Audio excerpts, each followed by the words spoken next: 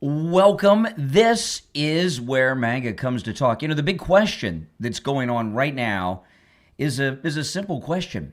Will President Trump invoke the Insurrection Act, right? Minneapolis is the epicenter, but the entire state of Minnesota is in open rebellion against the President of the United States. And yesterday, Stephen Miller was on the Charlie Kirk show talking about it. You only have to read their own words and hear their own words and judge their own conduct to understand that this is clearly an insurgency against the federal government. They are describing the federal government as an occupying force. Just think about that for a second. The federal government is responsible for the administration of federal law, the administration of federal benefits, the administration of federal resources, the administration of federal immigration enforcement in all 50 states. Right, the federal government, whether it's providing the funding for our entitlement and our safety net programs, whether it is providing security at our airports and our ports of entry, whether it is maintaining the safety and security of our roads, our transportation, our bridges, and of course, the federal government has sole jurisdiction and authority over immigration law because we have one national immigration law. We do not have, we have one national currency, we have one national flag, we have one national constitution, we have one national immigration law. If you were to permit individual cities and states to ratify their own immigration laws for themselves, then you wouldn't have a republic and you wouldn't have a country. And that's the proposition that Fry and Ellison and Waltz are trying to test. They are asserting that they have the unfettered right to harbor aliens who have no right to be in this country and to effectively, in fact, to incite violent insurrection from organized agitators against federal forces to prevent those federal forces from effectuating duly enacted immigration law. Okay. So that's Stephen Miller, who's not just a senior advisor to the president. He's the White House Deputy Chief of Staff, and he's the Homeland Security Advisor. So when you hear Stephen Miller talking that way, you know that's the way that the president is thinking. And we're going to be live on the radio in less than 30 seconds. This is going to be what I'm going to open with today. But of course, today is Friday, which means open phones, open MAGA Mike Friday. You're welcome to call in about anything you want. But this is huge. So the big question, will the president invoke the Insurrection Act? All right, stand by.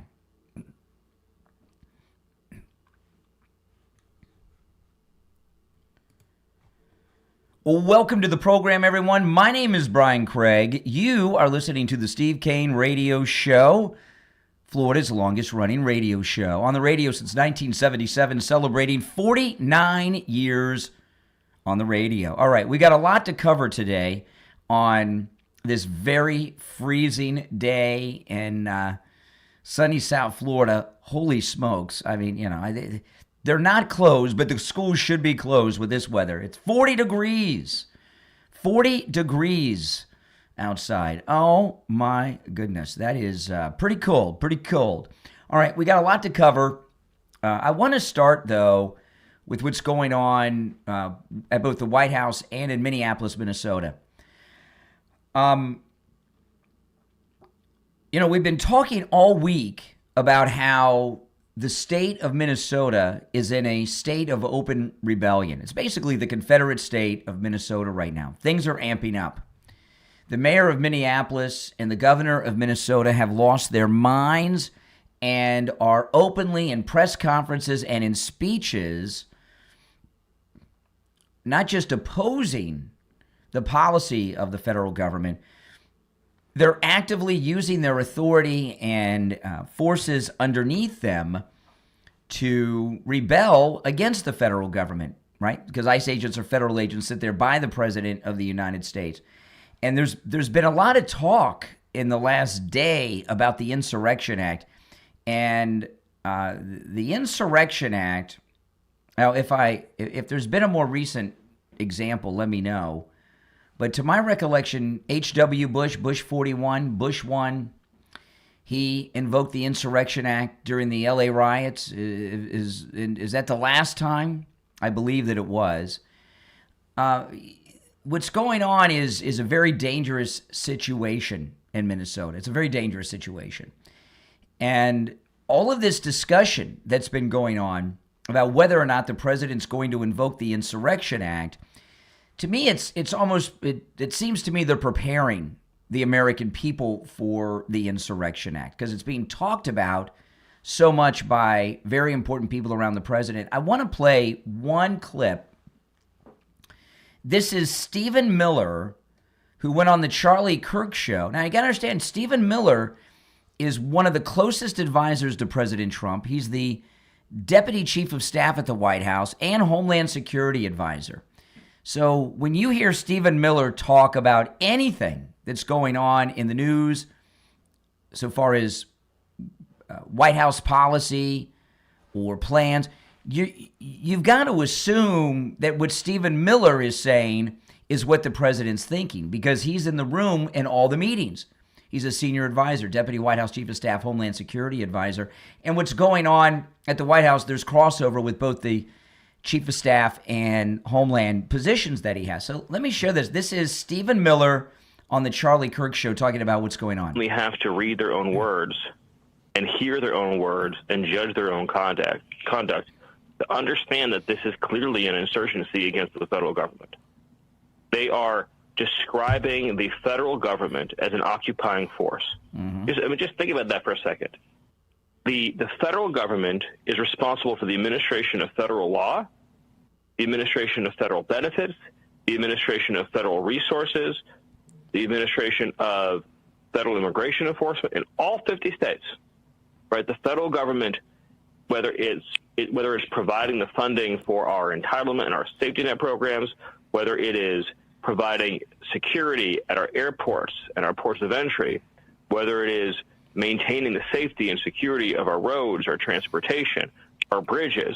And of course, the federal government has sole jurisdiction and authority over immigration law because we have one national immigration law. We do not have, we have one national currency, we have one national flag, we have one national constitution, we have one national immigration law. If you were to permit individual cities and states to ratify their own immigration laws for themselves, then you wouldn't have a republic and you wouldn't have a country. And that's the proposition that Fry and Ellison and Waltz are trying to test. They are asserting that they have the unfettered right to harbor aliens who have no right to be in this country and to effectively, in fact, to incite violent insurrection from organized agitators against federal forces to prevent those federal forces from effectuating duly enacted immigration law. All right, so that's Stephen Miller. So you got to assume that's what the president's thinking, and all this talk is to set the stage and prepare us for the Insurrection Act. So my question to you is this. Do you think President Trump will invoke the Insurrection Act? Should he invoke the Insurrection Act, which means sending regular military into Minneapolis? Do you believe he should send the regular military in? I don't say the Army because he sent Marines into Los Angeles during the Battle of Los Angeles a few months ago. So what are your thoughts on this? The number's toll free, 888-465-2631. 888-465-2631. Now, it is Friday, which means open phones. We call it Open MAGA Mike Friday. And on Open MAGA Mike Friday, you are welcome to call in about any and everything on your mind, okay? The show prep is up to you guys, and you don't even have to comment on what I'm talking about because it's Friday, Open MAGA Mike Friday. But I would like to hear your thoughts on this. I'm very interested in hearing your opinions on it. Again, the number toll-free, 888-465-2631. You're on the air. What's your name? Where are you calling from? Good morning, Doc. Brian, Doc from Texas. How are you? All right, Doc from Texas. I'm all right. How are you? I'm fine. Hey, look, quick question. Can you explain to me, Trump revealed his healthcare plan yesterday. Can you explain to me what's in it? You know, I just don't have my mind wrapped too much around the healthcare plan right now. I'm so focused on this open rebellion against the federal government. I just can't get myself distracted over that. There's other issues I'm interested in, but that's not one of them. Okay. I know what he wants to do is stop all of these subsidies going to the insurance companies, giving people tax breaks or credits or something so that they can make decisions on their own and buy. He wants to do, but did he do it? Okay, that's fine. Well, not that's yet. Fine. That involves legislation that hasn't been passed yet. He's not a king. Okay. So why didn't he just leave the subsidies that okay, I comment on what he said. I got a question for you, Doc from Texas, and it's a serious question. Right now, we're about to have the United States Army, maybe the United States Marine Corps, ordered by the President of the United States into a major city, a blue city, Minneapolis. The Insurrection Act, which hasn't been ordered since the LA riots is coming. And you're worried about some healthcare subsidies today? Are you serious, or are you just trying to distract us from the main topic of today? Why is that front and center when we have a state pulling a Fort Sumter going on right now? No, you're not, Brian. All this because he took ICE in there to say to get rid of the child molesters and all this. The illegals. Yeah, deporting the illegals. Yeah. How do you? He's not even doing none of that. That's not what I asked you. We have an insane thing going on in Minnesota. I understand it's open MAGA Mike Friday, and you're calling trying to get me to talk about health insurance. I'm trying to figure out why you want to talk about health insurance and not the main issue. You know why I'm calling? Because I'm talking about that because he's not going to send the military in there because he's not going to do it. He's just threatening to do it. He's not going to do it because he knows he's on a bubble right now because he's getting ready to lose. He's getting ready. He's on a bubble? All right, Doc. I appreciate the call. It is Open MAGA Mike Friday, okay? But there is a requirement on Open Phone, Open MAGA Mike Friday. You've got to have something to say other than wanting to hear your own voice on the program. We do have to have some content control. And let me tell you, it is really cold outside, isn't it? Oh, my goodness. You know, there's some great deals going on right now at MyPillow.com with our promo code Kane at checkout on, you could use our promo code Kane at checkout on all the specials at MyPillow.com. But you know, you can get MyPillow blankets for as low as $25. That's right. As low as $25. MyPillow blankets from the next governor of Minnesota, Mike Lindell. So go to MyPillow.com and use our promo code Kane at checkout, Kane, for huge savings. We'll be right back. Doc from Texas had absolutely nothing to say or contribute. I must tell you, he had absolutely nothing to say. Now, if you're on hold, stand by. I'm going to go to the phones after the break. All right? I'm going to go to the phones after the break. I wanted to share this with you. This is Mike Davis. He was on, this was on Will Cain yesterday on Fox, and he's talking about what's going on in Minneapolis. Who think that they can, by force, resist these immigration efforts. That is textbook insurrection. That is textbook seditious conspiracy. Those are very serious federal felonies, along with assaults on law enforcement, along with harboring illegal aliens, along with conspiracy.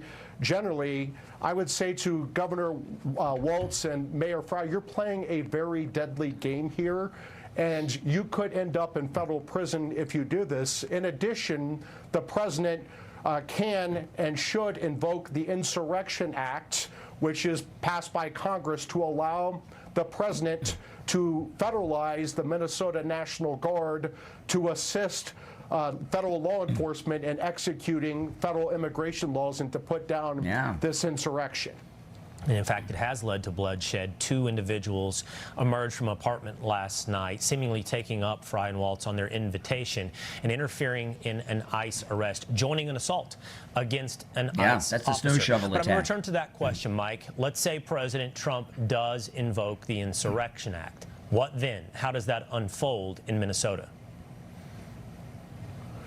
Well, then President Trump could send in the active duty military forces into Minnesota, into Minneapolis, to put down the rebellion, to put down the insurrection. He could also federalize the Minnesota National Guard. Well, the National Guard would be under federal control, under the president's control, and not under Governor Tim Walz's control. And I would say this, if these Democrat politicians, you're hearing that they want to arrest ICE agents around the country when these ICE agents are executing federal immigration laws, that could lead to deadly force being used.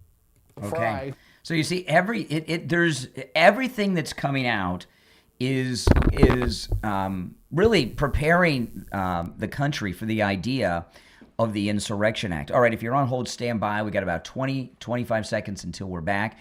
If you want to call in, you're welcome to. The toll-free number is pinned in the live chat. It's toll-free no matter where you are listening. I am freezing. Any of you guys in South Florida? It's 40 degrees. I just checked outside. Holy smokes. All right, stand by.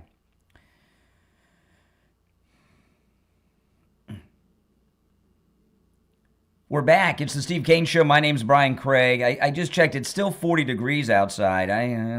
This is not why we live in Florida. I am so cold. And, schools are closed on Monday because it's Martin Luther King Day, although they should be in school learning about Dr. King, not home. But, I don't think most kids in South Florida have proper clothing for a day like today. Everyone's got a jacket, but do they have a jacket for this? And what about, this is... I don't know. This is one of those days that at least South Florida should be shut down. All right. It is Open MAGA Mike Friday, and on Open Phone, Open MAGA Mike Friday, you're welcome to call in about any and everything on your mind. Show prep's up to you guys. But, be interesting. Unlike Doc from Texas, please. Remember what Rush used to say. It's the Open Phone Friday, the day we turn the show over to rank amateurs, and sometimes you see why we only do open phones once a week. 888-465-2631. You're on the air. What's your name? Where are you calling from? Hello? Yeah, you're on the air. What's your name? Where are you calling from? All right, you missed your chance. You're on the air. What's your name? Where are you calling from? Yeah, good morning, Brian. This is Richie. I have a lot to say this morning, okay? For the Minnesota nice is not Minnesota nice. Minnesota is stupid. Yeah. They're not nice, they're stupid. Yeah. And this governor that says we have to protect our neighbors. No, you're trying to protect a block vote that keeps your sorry behind in office because you're involved in this garbage with the fraud also. Yeah. And so is this so-called mayor. Well, do you remember? You probably remember this because you're a longtime listener of the show. There was an article in the Sun Sentinel. I can't remember who wrote this. One of the political articles in the Sun Sentinel, a columnist many years ago wrote an article that you guys know Century Village in Deerfield Beach. Century Village in Deerfield Beach, which has been lovingly referred to as Cemetery Village for a long time, used to be the big Democrat place, right? Trincitello was the condo chief, head of the Democrat club there. They very big, and there was an article in the Sun Sentinel, and it said every time an ambulance leaves Century Village, the Democrat Party loses another voter. Well, every time now in Minneapolis, it's a similar thing, except it involves ICE vans. Every time there's an ICE deportation, Minnesota loses another Dem voter. Yeah, and that's why Frey and Waltz and them are in such a state of panic. Oh, absolutely, because it's all been exposed by a YouTuber, and Nick Shirley. After watching the second episode, and see the hostility, and let America know this. They have been going after these people, but every time somebody questions them, they're called a racist and you don't like Muslims. Yeah. So this is their escape hatch. They are the worst when it comes to the race card. And I gotta say this to you. What have they contributed to the United States? Nothing except for Omar. And if that's the example of the contribute, she's the best of the best. She's the best of the best that they got there, Yeah. By the way, it's 40 degrees in Boca. You're a little further north up where you Sebastian. What's the weather like? 36. Oh my goodness. Usually it's 36. Usually it's supposed and it feels like 32. Usually up here, I want to tell you the difference between up here, because I'm between Melbourne and Vero Beach. Yeah. I'm right in between them, and the difference in the weather, we're the same as you are in Miami, because and Boca, exact same in the summer. We're between 5 and 10 degrees cooler in the winter. That's the difference. I'm telling you, I can't. I'm cold, man. My legs are cold. My feet are cold. I got 2 layers on. I'm cold. Brian, I want to say one more thing about the Somali people.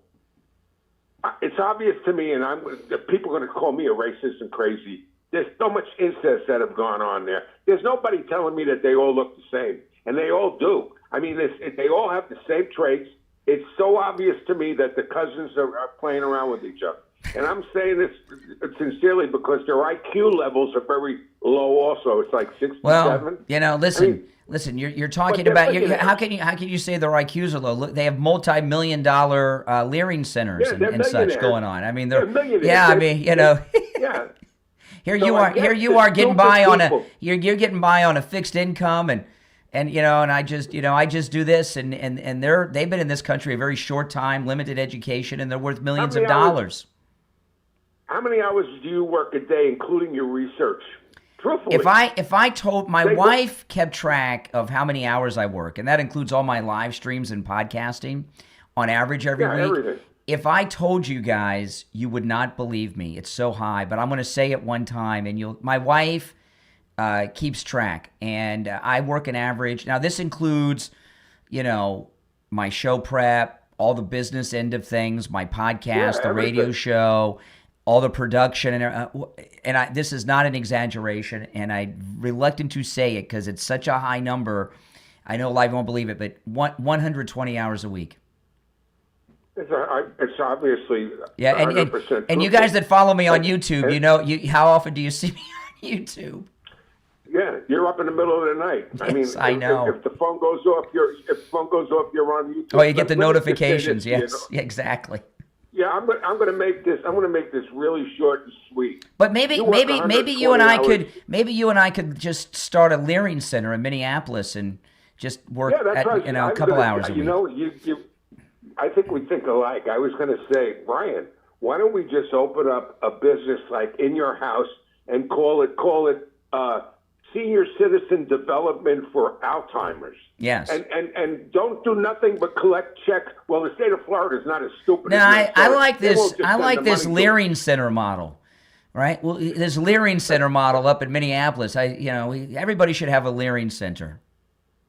Well, I want the Insurrection Act. That's the question you asked. Yeah. I want the Insurrection Act yesterday. Do you think? Well, do you think it's going to happen though? Because there's when Stephen Miller's talking about it, I feel like it's coming. That the president's like preparing people for it. It should have been here. It should have been here yesterday because I watched last night outside the ICE facility in Minnesota, and I went to bed at 11:30.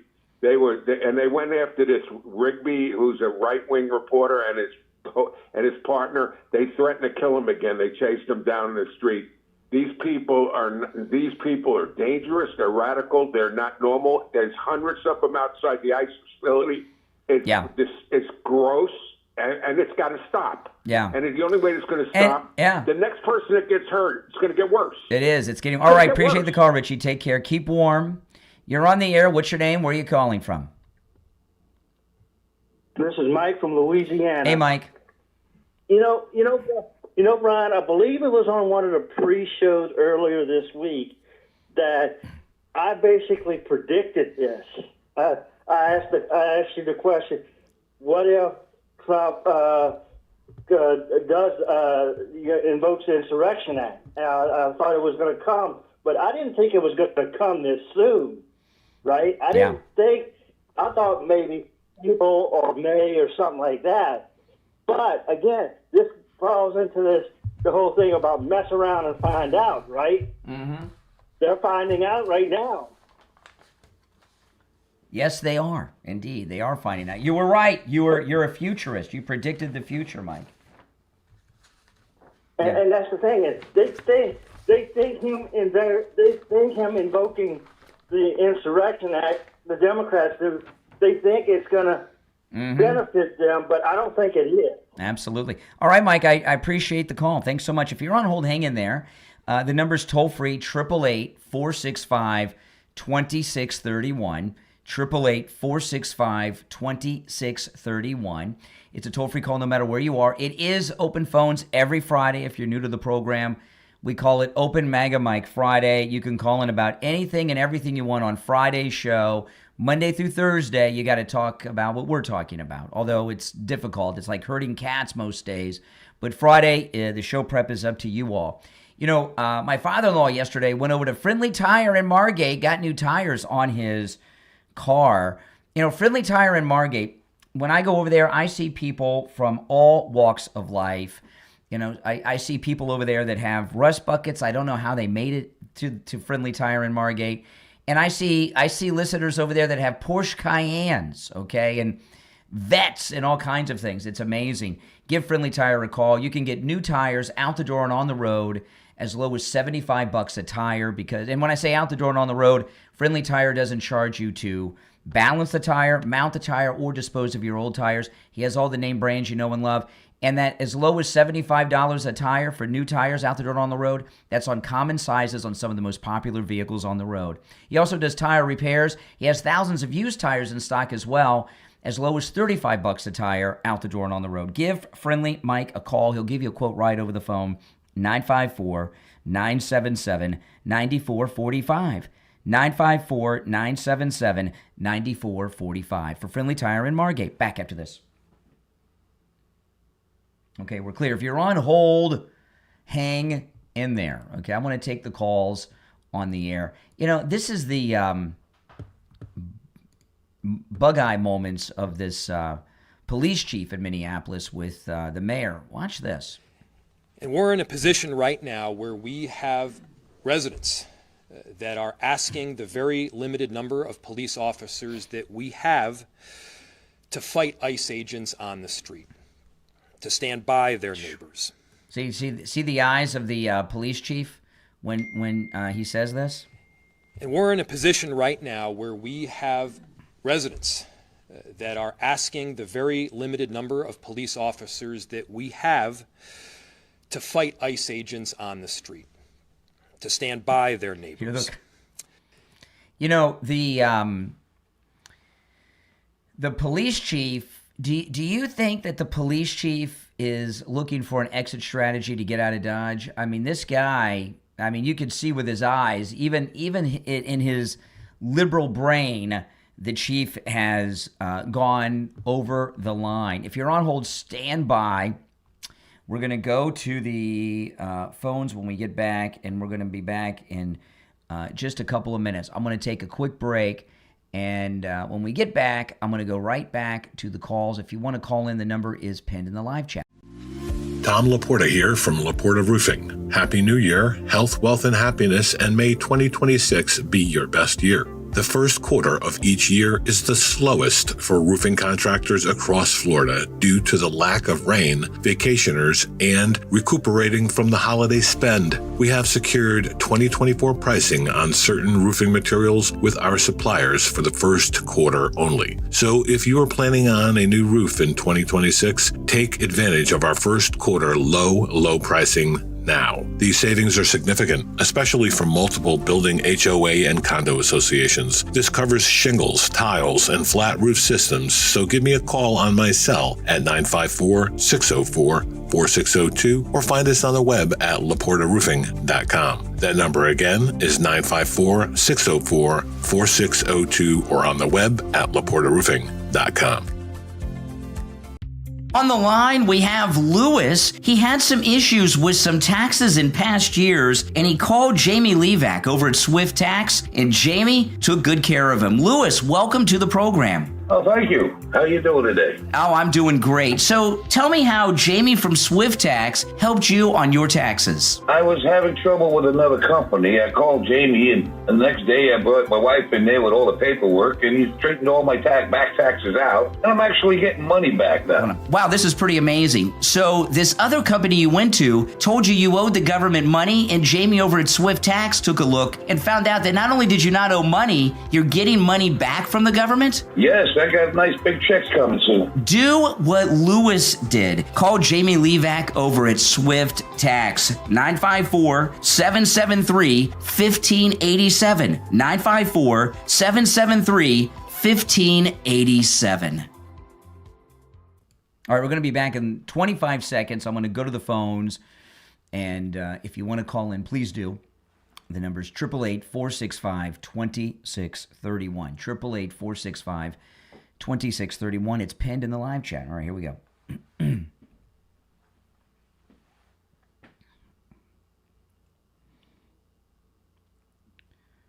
We're back. I'm Brian. It's the Steve Kane Show. It's cold outside. Oh, man. A little recommendation for our Florida, South Florida people like me that aren't used to 40-degree weather. I started my car up about 30 minutes before I left. I went outside, froze for a few seconds, turned the car on, put the heat on full blast, turned the seat heater on, turned the steering wheel heater on, and let it run in the driveway for half an hour. Then when I left to get coffee, it was so warm and toasty in the car. Oh, my goodness. All right, let's go to the phones. You're on the air. What's your name? Where are you calling from? Yeah, hi. Good morning, Brian. This is Danielle calling from Michigan. Hey, Danielle. Where it's a crisp 21 degrees here. Yeah, but we live in paradise, all right? We're in Florida. This is not what we bargained for. Yeah. All right? I know. This is rough. See, the part of the problem is Floridians, we don't have clothes for this weather. I have Hawaiian shirts.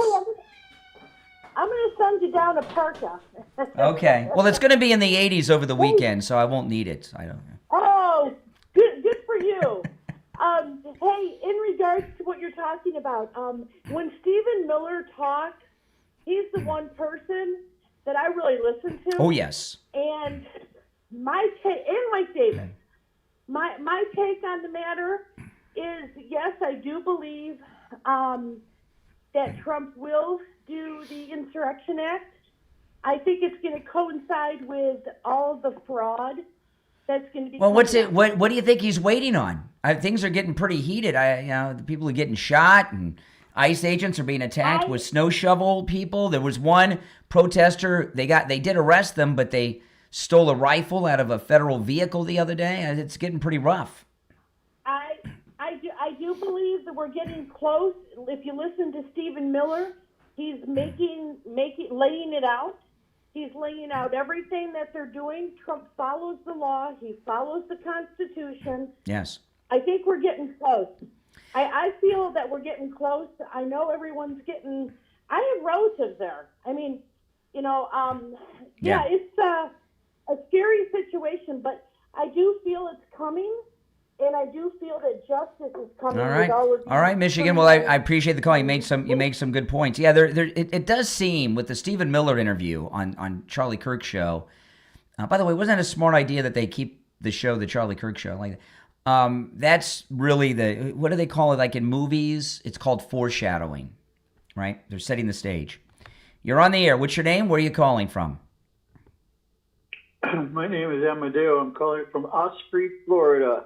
All right. That's right on the border of Sarasota. Oh, my God. I love Sarasota. Sarasota is one of the big secrets of Florida. A lot of people don't know about Sarasota, but Sarasota is awesome. What's the temperature there? I prefer that a lot of people not know about it because we already have enough folks. I know. Anyway, what's the temperature up there? What's the temperature there? It's 33 degrees out front. Oh, my goodness. Have they shut down the schools? I haven't heard any such a thing. Oh, my goodness. 33. Oh, my. I don't know if my car would start. Oh, man. One more degree. I don't think I like that idea too much. Snow? No snow. No snow. All right. What's on your mind? Nothing much. I just wanted to let you know 30 degrees out. As far as the insurrection is concerned, I feel sorry for Mr. Trump, because he really doesn't need this BS. Yeah. And if I were in his case, I would probably do whatever I could to lock the stupid mayor up, because he's clearly a hazard. And the what's his name? The governor needs to be in a mental institution. Yeah. Yeah, he does. I mean, well, you would think at this point, one of them would start like trying to get the other one to take the blame. I mean, they don't seem to see the writing on the wall that what they're doing could land them in prison. This is an open insurrection. They're not even hiding it. They're calling on people, and in the mayor's instance, the police, to resist ICE. George Washington, for a whole lot less, sent out the troops. On Whiskey Rebellion? I don't want to see troops on the street, but, this is getting too close to the line. Yeah. Those people need to be stopped. Yep. All right. Appreciate the call. Stay warm. Stay warm. His phone cut out there. Maybe it froze. You're on the air. What's your name? Where are you calling from? Oh, my goodness. Is this actually me talking in the air? It sounds like you. Too close to the line. Turn down the volume of whatever device you're listening to me on in the background. I apologize, sir. What's on your mind? I was just, so I myself am an independent. Yes. I'd like to prescribe to either party. Yes. In my opinion, I feel that the two-party system is kind of the reason things have gotten out of hand so bad. Mm-hmm. I actually voted for RFK in the last election, just trying to find I live in Utah, so that was kind of the best decision I felt at the time. But my question to you specifically is, what are your concerns with things with the Constitution and certain things like, I'm all for getting rid of the guy in Venezuela. He was a bad guy. But it'd probably be good to get congressional approval first, right? No. I mean, that's part of the Constitution. So. Nope. Why do you think I say that? Why do you think I say it's not a good idea to go to Congress for Trump? Well, because they could leak it. They would leak it. Absolutely. They would leak it. Yeah. And then the sneak attack would be spoiled. When's the last time the Congress declared war?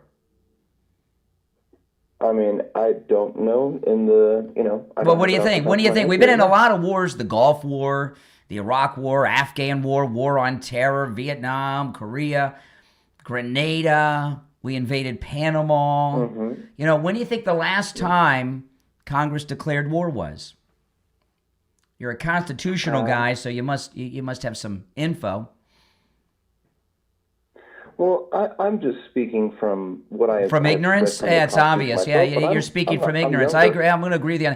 The last time Congress declared war was World War II. I was going to say World War II. Oh, yes, you were going to say. I know. It's just on the tip of your tongue. I'm sorry, sir. I'm not trying to be rude. I'm sorry. Yes. Don't be sorry. Don't be sorry. Start reading books. Okay, so... Educate yourself. Oh, yeah, I'll have a great day. I think you could do the same. My days are always great. All right. Oh, my goodness. All right. Now, let me play. This is, if you're on hold, hang in there. If you'd like to call in, 888-465-2630. I remember when President Trump took out Soleimani, he didn't notify Congress, which is what they're asking, notify Congress, because, Tlaib and all of them would have told the Iranians, okay? They'd have told their friends in the Muslim Brotherhood or CARE, and they would have told the Iranians. And then, you can't tell these people in Congress. They'll leak everything out there to the enemy. All right, this is the mayor of Minneapolis. This soundbite I'm playing, it's getting a lot of play online because what he says is so crazy that even the wackadoodle liberal police chief of Minneapolis, this is the one where his eyes, he gets all bug-eyed, like, what? What did the mayor say? Listen. And we're in a position right now where we have residents that are asking the very limited number of police officers that we have to fight ICE agents on the street, to stand by their neighbors. Wow. Yeah, it's to fight the ICE agents. Should the mayor of Minneapolis be arrested by the feds for that statement? Is that not the incitement of violence? Freedom of speech is there's a few but very important limitations of it, and the biggest one is that you don't have the freedom to incite violence against others. And it was reported after the Renee Good incident last week that the mayor had ordered the police chief, and I didn't know he was a strong mayor that had authority over the police chief, but maybe he does. But it was reported over the weekend that the mayor had ordered the police chief to not allow the Minneapolis police officers to respond to calls for backup from ICE agents. And those ICE agents in the Renee Good incident before the shooting happened asked for backup that never showed up. And because of that, the incident escalated quite possibly. So just based on that, this guy's a criminal. And, you know, as deep as they've gotten themselves in this, you would think at some point they'd start to see the writing on the wall that, wait a minute, we've gone over the line here. But I'm not really sure what Tim Walz and the mayor think the end game is. Do you? But this right here is so shocking that even the police chief was like, what? No, I don't want anything to do with this. And I wouldn't be surprised if we saw the police chief himself resign in protest from what the mayor said. I would not be surprised because when the mayor said that statement, the look on the face and the eye expression from the police chief, he knows that the mayor has crossed into a whole nother place with that. Do you or someone you know or love suffer from neuropathy? Then you want to call Lighthouse Medical in Pompano. The numbness, the pain, the burning, the tingling in the hands and feet, muscle weakness, loss of balance, falling down all the time, muscle twitching, the feeling of pins and needles in the hands and feet, no feeling at all. These are the symptoms of neuropathy. If you have those symptoms and haven't been diagnosed with neuropathy, you want to call Lighthouse Medical too. They'll check you out. Take advantage of that no-charge consultation, guys, and see if you have it. But if you have been diagnosed with neuropathy already, Lighthouse Medical has a treatment for neuropathy that works. It rid Steve Kane of his neuropathy and many listeners in this listening audience.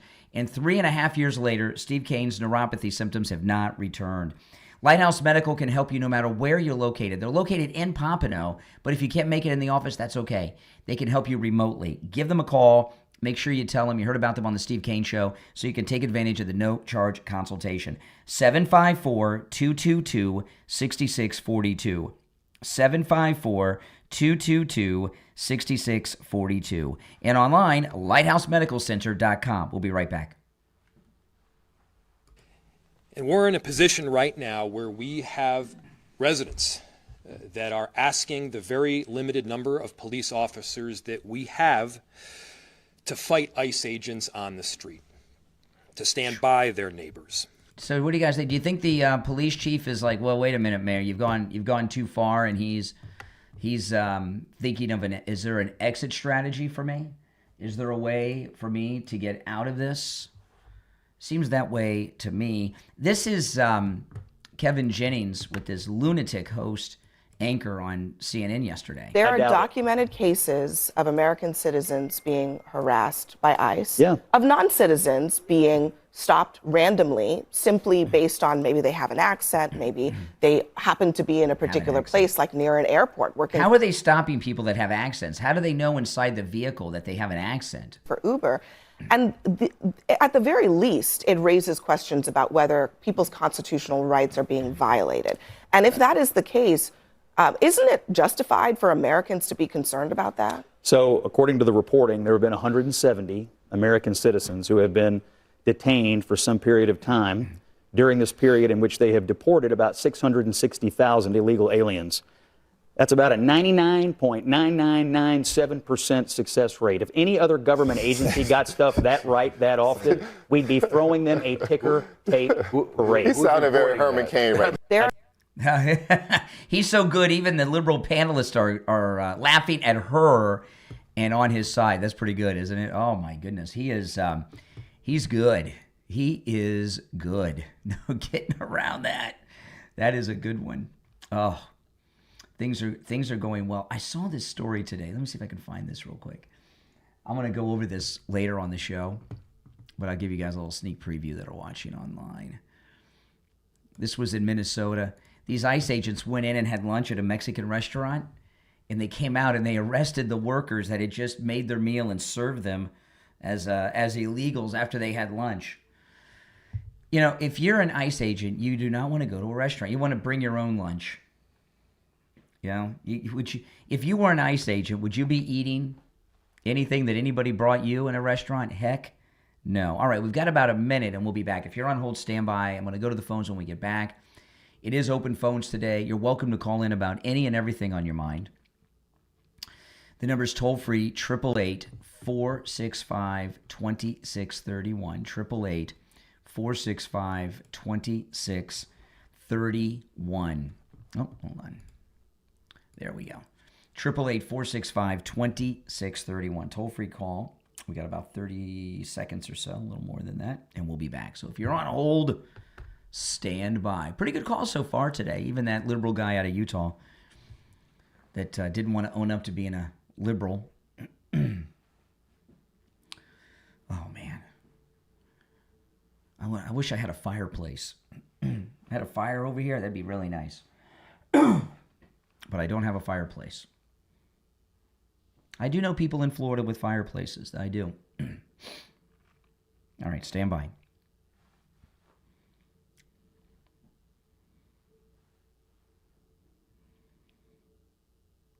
We're back. I'm Brian. It's the Steve Kane Show. Let's go back to the phones on this Open MAGA Mike Friday. You're on the air. What's your name? Where are you calling from? Once, twice. All right. You, Mr. Chance. You're on the air. What's your name? Where are you calling from? Good morning. This is Fred. I want to keep. I'm sure you do. All right. Now, I wanted to play this clip. This is Scott Jennings on CNN.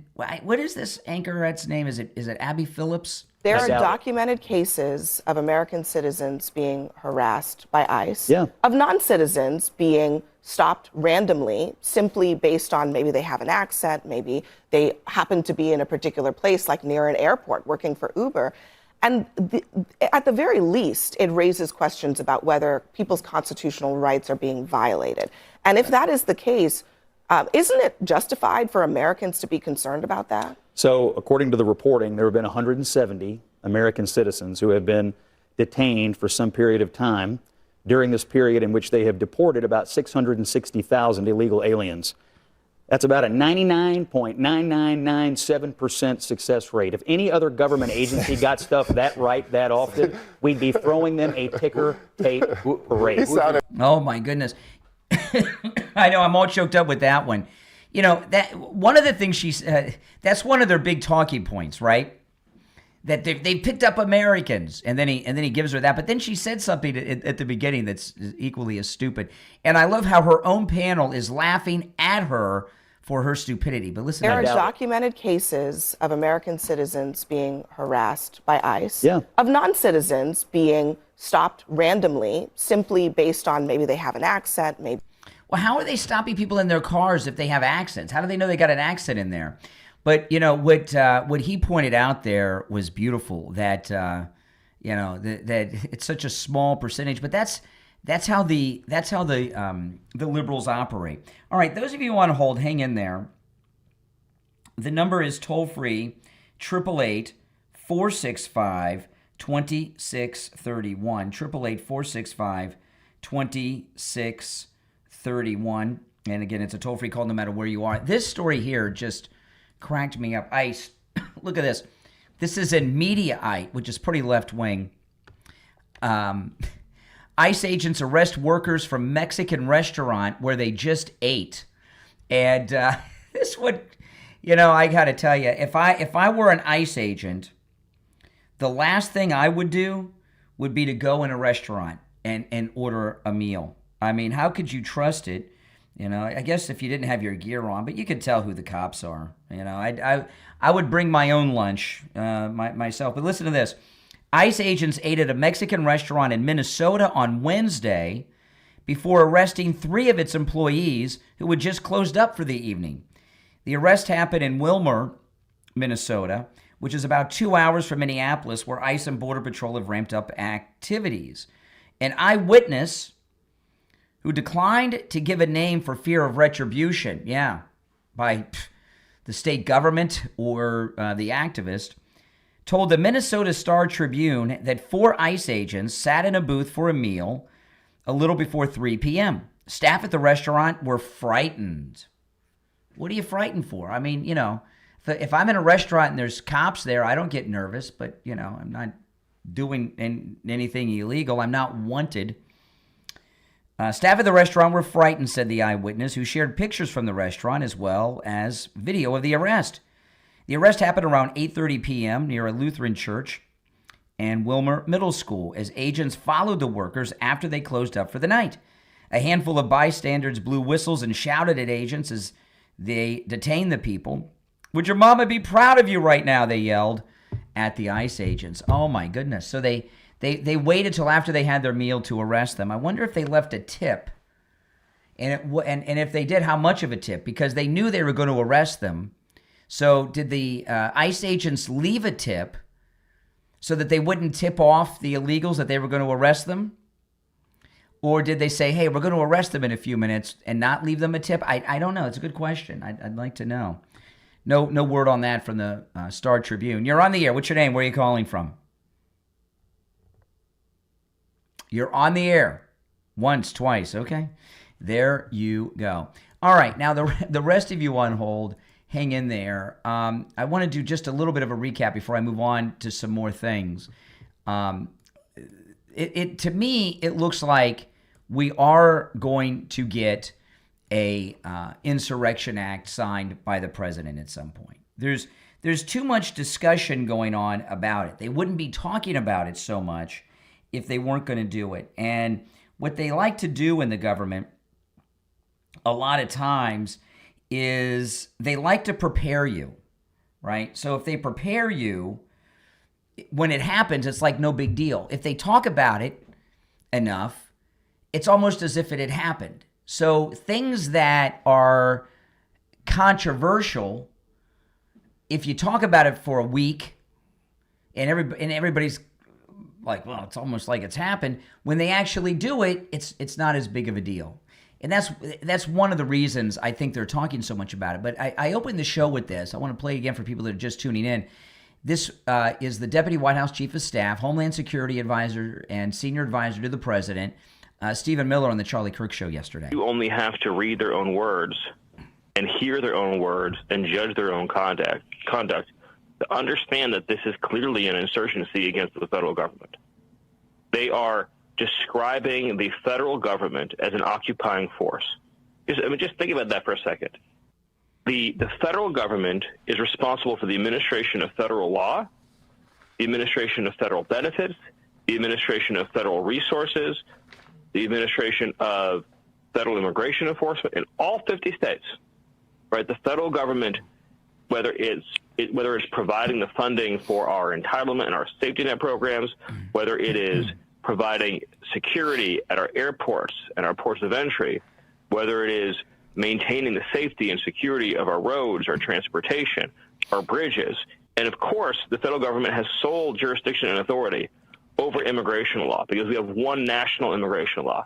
We do not have, we have one national currency, we have one national flag, we have one. Oh, and by the way, the president's executive order this week, we also have one language, right? The official language is English. One national constitution, we have one national immigration law. If you were to permit individual cities and states to ratify their own immigration laws for themselves, then you wouldn't have a republic and you wouldn't have a country. And that's the proposition that Fry and Ellison and Waltz are trying to test. They are asserting that they have the unfettered right to harbor aliens who have no right to be in this country, and to effectively, in fact, to incite violent insurrection from organized agitators against federal forces to prevent those federal forces from effectuating duly enacted immigration law. Yeah, and that's Stephen Miller. So you know that's where the president's headed. And for the life of me, it blows my mind what they're doing when they made such a big deal about J6 being an insurrection, which it wasn't. But they spent years talking about the January 6th insurrection. And if you remember, on January 6th of this year, Schumer and these idiot Democrats had a candlelight January 6th insurrection candlelight vigil when they sang God Bless America. The January 6th insurrection false narrative that they've been running with is part of the platform and identity of the Democrat Party. And when that's become such a big part of everything they do, for them to lead one now, it just blows my mind. Now, after the top of the hour, I do have some other topics I'm going to get into. But remember, it is Open MAGA Mike Friday today. The number is 888-465-2631. You're on the air. What's your name? Where are you calling from? My name is Scott. I'm calling from Kansas City. Third day in the road, but this is very important stuff. And I have a good question for you, I think. Okay. So, the last time I took American National Government was in college in 1980, I think. Oh, you're dating yourself. So I'm a little rusty on this. But what is the difference between the Insurrection Act, which Washington said against the what was it, the something rebellion, the whiskey rebellion, and Plessy Comitatus? Well, I don't know. I'm not a lawyer. You know, that's Mark Levin's area. But I'll tell what you know. What the Insurrection Act does, which was not used in Los Angeles, by the way. The Insurrection Act does, it gives the president the authority to send in the regular military into and deploy them somewhere in the United States. So he can order without cooperation or authority from governors. The governors can like in Los Angeles, when the Battle of Los Angeles happened last year. He used the National Guard, and you've seen some National Guard sent into D.C. and where else did they send them? Birmingham and some other places. That's the National. George I. That's the National George Guard. Yeah. Yeah, George I sent it into L.A. in 1982. No, it'd be 92. The L.A. riots. Yeah, the last time, to my knowledge. 92. Excuse me. Now, there could have been one that I have forgotten, but I do believe Bush did it. In the LA riots was the last time, but yeah. So it gives the president the authority to send in the regular army, the regular Marines, into a city under his control. It's not the state National Guard. Now he could activate the National Guard and do it, but you know, and so they wouldn't be able to go to the courts and all that stuff. So that's the difference. Okay, and I also wondered during the 2020 riots, when you had all those weirdos attacking the D.C. federal courthouse. And the White House. Remember, Antifa attacked the White House, injured 80 Secret Service agents? Yeah. Burned that church. Across the street. Who was holding the fort? Yeah, no. You know, the Insurrection Act, it's been, I heard one report, it's been done over 30 times, I think I heard. And I don't know all of them. You know, I don't know if anybody knows all of them. But L.A., the L.A. riots, the last time it happened, I mean, that was so out of control. But so is this. Yeah, and it could spread city to city, blue cities. The only difference is these are white people, right? All right, I gotta run for the top. Yeah. Appreciate the call. If you're on hold, don't go anywhere. It's the Steve Kane Show. I'm Brian. We'll be back right after our top of the hour break. Don't go anywhere.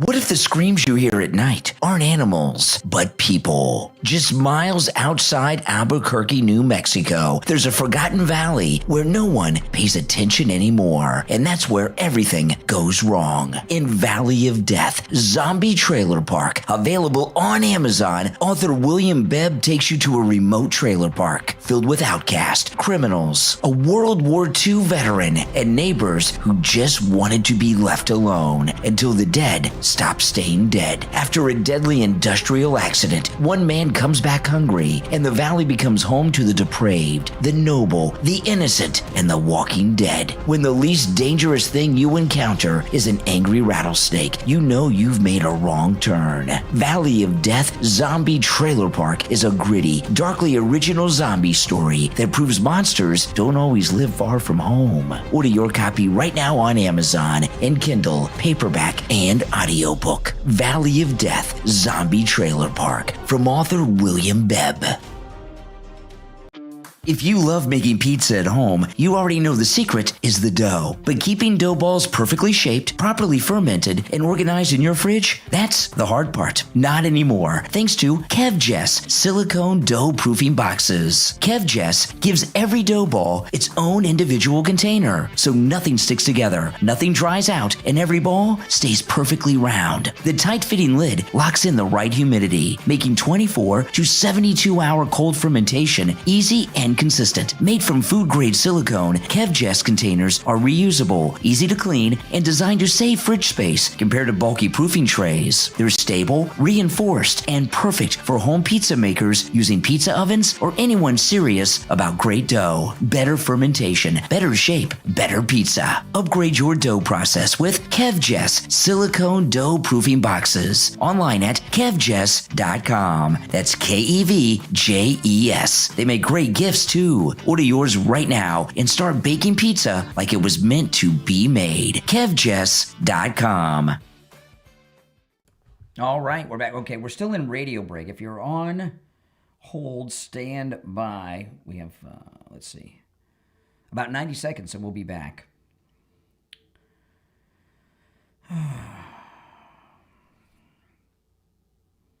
Let's see.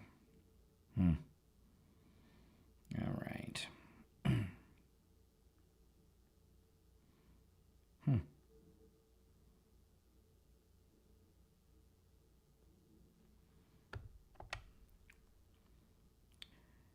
Okay. 1 minute and we will be back. If you're on hold, stand by. We'll go to the phones when we get back. Oh man, I'm so cold. I'm just not used to it. It's just, we're in the tropics in South Florida and we don't like this cold weather. 40 degrees is just too much. Too cold. Yeah, I'm gonna share this on the air.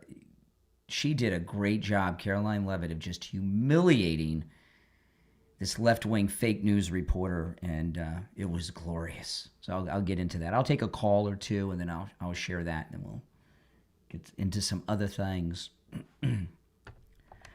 All right, 20 seconds, guys.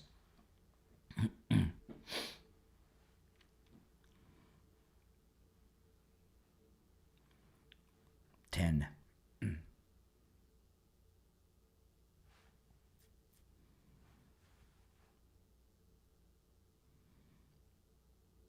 All right, the 7 o'clock hour has begun. My name is Brian Craig. This is Florida's longest-running radio show, The Steve Kane Show, on the radio since 1977, celebrating 49 years on the radio. It is open phones every Friday on the program. We call it Open MAGA Mike Friday.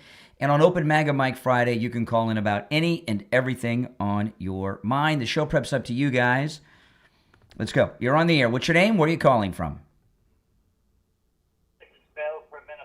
You gotta put your mouth closer to the receiver. You're too far away. I can't hear you. I can hear that there's someone in the background. This is Phil from Minnesota. Can Hey, you Minnesota. hear me now? I was trying to use my Bluetooth. Oh, that's okay. That's okay. What's on your mind, Minnesota?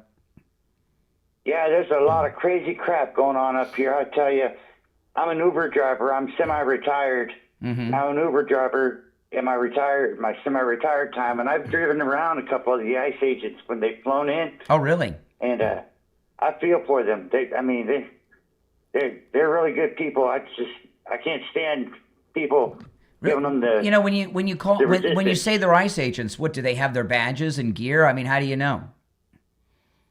Well, they had a lot of baggage, and they had identification hung around their neck, and just being curious, you know. The reason I ask that is because there's all this talk from that idiot mayor and all these anarchist activists. Oh, they're wearing masks. They're not identified. But you're telling me that they're wearing identification badges and everything around their neck, that they're clearly federal agents. There's no mistaking them for federal agents. Well, some sort of law enforcement. I wasn't sure at first, but getting to talk to them a little bit, they kind of opened up a little bit when they saw I wasn't a lunatic or whatever. Oh, yeah, exactly. Do they tip well? Anyhow. Do they tip you well? Oh, yeah, I got 5 stars, and one guy even gave me $17 for a tip. I was really grateful. Those ICE guys are nice. ICE is nice. True. All right. That's right. All right. Have a good one. All right, take care. Yeah, see? They got the badges on. They tip well. That's right. You're on the air. What's your name? Where are you calling from? Hi, Joellen from Fort Lauderdale. Hey, Joellen. It's 40 degrees in Boca. What's it like in Fort Lauderdale? About 27. It feels like it. I know. It sucks, doesn't it? Oh, my goodness. Anyway, Yeah. what's on your mind? My family always wants me to move back to Michigan. I said, no way am I going back there. You know, I've got some hedges. Some of them are like not doing well, right? And I was going to spend the weekend nursing them and fertilizing them. I don't know if they're going to make it through this frost. I don't know. They'll come back, I think. Yeah. They'll come back. Yeah. So what's on your mind, Anyway, Joellen? So a couple things. I don't know if you had seen that interview with David Fishback and Tucker Carlson. I did. David Fishback is the guy that's running against Byron Donalds for governor of Florida. I didn't see that interview, but I'm familiar with fish sticks. Yes. Exactly. You know, he's like a holier than thou, you know, guy. But he's you know, nuts. I can see right through him. You know, he's made some accusations against Byron Donalds. I don't know how true they are, but I mean, just about him taking money and him laughing about children starving, which I find very hard What's to his believe. What's I'm his sure political they got- background? Like, what's his political affiliations from the? Because he's really young. Did he get into that? Yeah, I don't know. I think he's somehow, you know, with, what's his name? The governor now. I can't think of his name. What's the governor? Right? You mean Ron DeSantis? The governor of, yeah. And I think, I mean, because I'm just wondering, because Fish Sticks is running as a Republican, right? And I believe so. Yeah, of course. They're trying to use him to primary Byron Donalds, who's running for governor. And Byron Donalds will be the first black governor of Florida since Reconstruction, and that governor wasn't elected; he was appointed by the federal government. But it's pretty amazing, and I don't know. There's something that just stinks about that Fishback guy. Fishback. Oh yeah, definitely. There's no doubt about that. I mean, DeSantis is not backing Byron Donalds. That's for sure. That's a shame. He should. Yeah. So, and then there was an interview with Nick Shirley, and I think it was Pat David, and they asked him. They asked Nick, you know, who do you think killed Charlie Kirk? And he says, I really think it was the guy they have in custody. He says, because he's from Utah. Well, no, that's not the okay. Let me talk about this with Charlie. Remember, it is Open MAGA Mike Friday, guys. Let me tell you what my opinion is on Charlie Kirk. Okay, I believe it was a deep state op to affect the next presidential election and to stop the future of MAGA. That doesn't mean that guy's not the shooter. He's a patsy, like Oswald. He's a patsy. Right? Yeah. You understand what I mean? Yes, I believe that. I believe that. And patsies may not know that they're patsies, you know.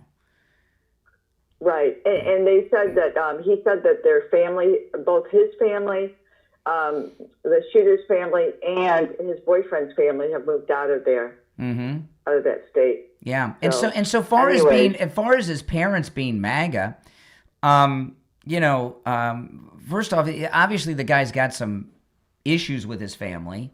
So, you know, I love how all of a sudden people are the political affiliation of their parents when it's convenient, you know, and, you know, that's just the way it is. And John Hinckley, who shot Reagan, his family, and they were Republicans, and he shot Reagan. And, you know, I was in fourth grade when Hinckley shot President Reagan. I remember it like it was yesterday. It was a big deal. They let Hinckley out of jail. Hinckley's been out of prison for years. And believe me, all these lunatics know that. So, you know, Brady was dead because of his injuries. It took him many years to die. But Hinckley killed James Brady. Took him a long time to die, but he eventually died from it. You know, when you send out a message that someone who shoots a president of the United States can get out of prison at some point, like Hinckley did, that's not good. I mean, that gives, and that may be one of the reasons there's been an increase in violence. Yeah, yeah. The other thing is, I saw the interview with Tucker and his brother. Have you ever seen his brother? Once or twice, but I've never heard him speak. Tucker's Looks like him, sounds like him, and acts like him. Everything. They could almost be twins. It was amazing. You know, someone from the AD, really I read an article this morning. I might go over it later because I wanted to talk about it. I mentioned it now because you brought up Tucker. Is someone from the ADL, the Anti-Defamation League, and he said his mission is to bring down Tucker. And, you know, the ADL, I've had a lot of problems with the ADL, and most conservatives do. But you don't want to bring down Tucker. You want to expose Tucker. Tucker's up to something. This is not the Tucker Carlson we used to know. And if if you're going after Tucker, and I'm glad that someone from the ADL is concerned, saying bring him down or take him down is not the way to do it. You want to expose him and his connections and what's driving him to do this. And this thing that Tucker did, he bought a house in, he said he's buying a house in, was it Dubai?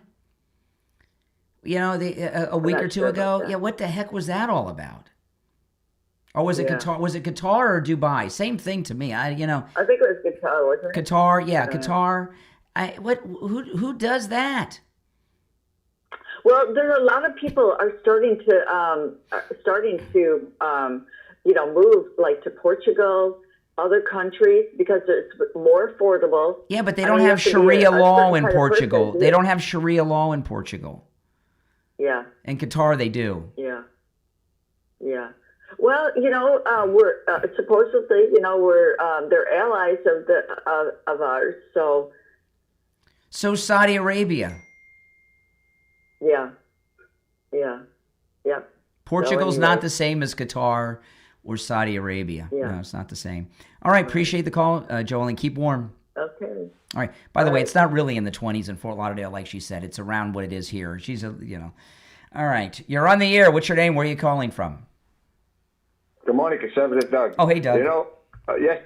Yesterday you said extra smart when you brought out and reminded everybody that Nancy Pelosi is the one who said that if you stop government business, you're an insurrectionist. And that should be our talking point. Everybody should be bringing that out. Listen, the Democrats agree that it's an insurrection. These people are stopping government business. They all need to be arrested. And I say, I know we like to do everything the right way, but they should have paddy wagons pulled up. As soon as somebody blocks them, I'm sorry, you're stopping government business, lock them up and throw the key away and forget them like they did to our generation. Well, what do you think? What do you think would happen if I went over to Joellen just called me from Fort Lauderdale, right? If I'm out in front of the Fort Lauderdale police station on Broward Boulevard, which is a really sketchy area, by the way. I mean, that area, oh my goodness. Yep. And I block a police car coming out of the police station, what do you think they're going to do? They're going to come out and arrest me. Yeah, that's correct. Yeah. Matter of fact, that's the way it's supposed to be. But for some reason over there and in New York and California, they don't want to follow the law. And they just, but now the federal agents should be there locking them up. And I think if they lock them up, everybody right away, it'll let everybody know. Oh, by the way, there's something that somebody told me. I don't know if it's true or not, but I heard the guy told me that besides they're getting paid, if they get on camera, they get a bonus if they can be on the news. Oh, really? Direction, guys. Oh, wow. So I don't know if that's right. Well, I want to give you, you're like a regular chronic caller, okay? But I want to give you a tip when you're calling a radio show, okay? There's a rule of thumb which I only violated because I wanted to take this opportunity to share this, okay, with you. There's certain things that when a caller does, you're supposed to, as the host, discontinue the call. And there's some things that people say that are like the one thing you don't want to hear is, long time listener, first time caller. Oh, that's the worst. As soon as I hear that, I'm ready to say goodbye. But when you said, when we had a conversation, right? And then you said, oh, by the way, when a caller says, by the way, or one more thing, I'm supposed to hang up on you immediately.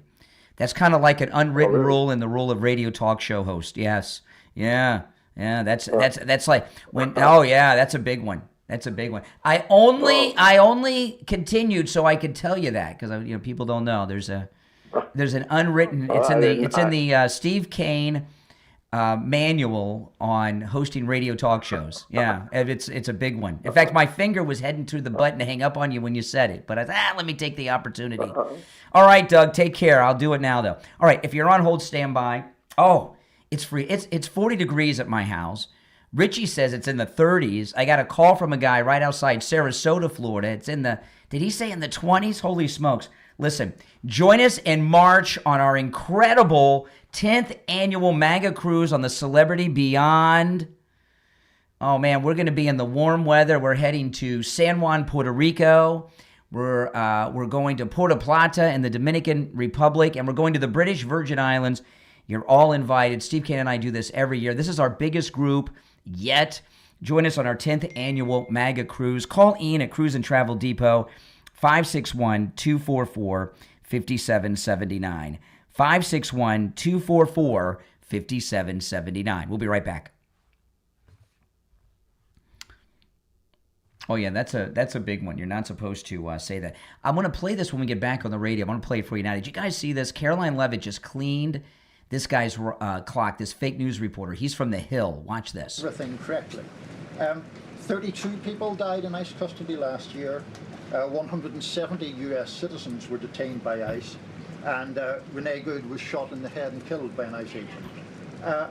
How does that equate to them doing everything correctly? Why was Renee Good unfortunately and tragically killed? Are you asking me my opinion? Because an ICE agent acted recklessly and killed her unjustifiably. Oh, okay. So you're a biased reporter with a left-wing opinion. What do you want me to do? Yeah, because you're a left-wing hack. You're not a reporter. You're posing in this room as a journalist, and it's so clear by the premise of your question. And you and the people in the media who have such biases but fake like you're a journalist, you shouldn't even be sitting in that seat.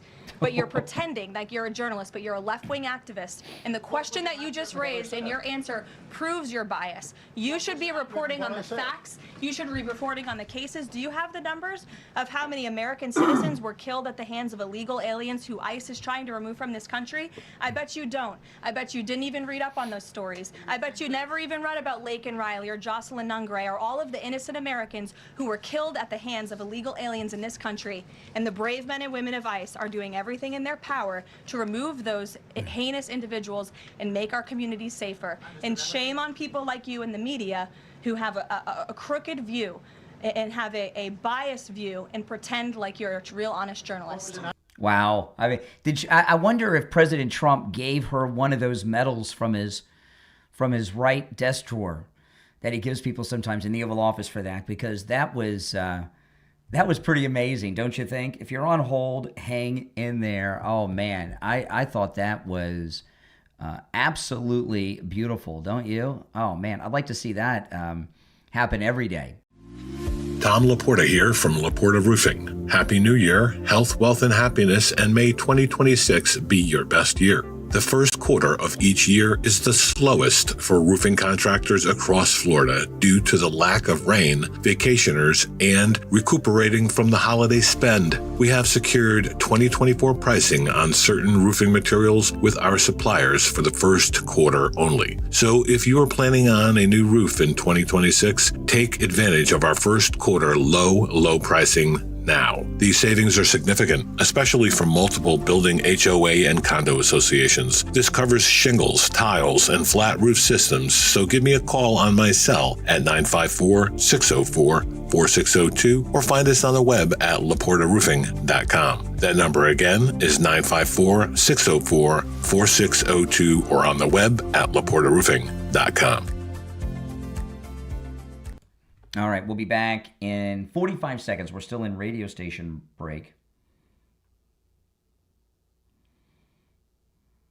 Okay. All right. All right, 30 seconds. If you're on hold, stand by.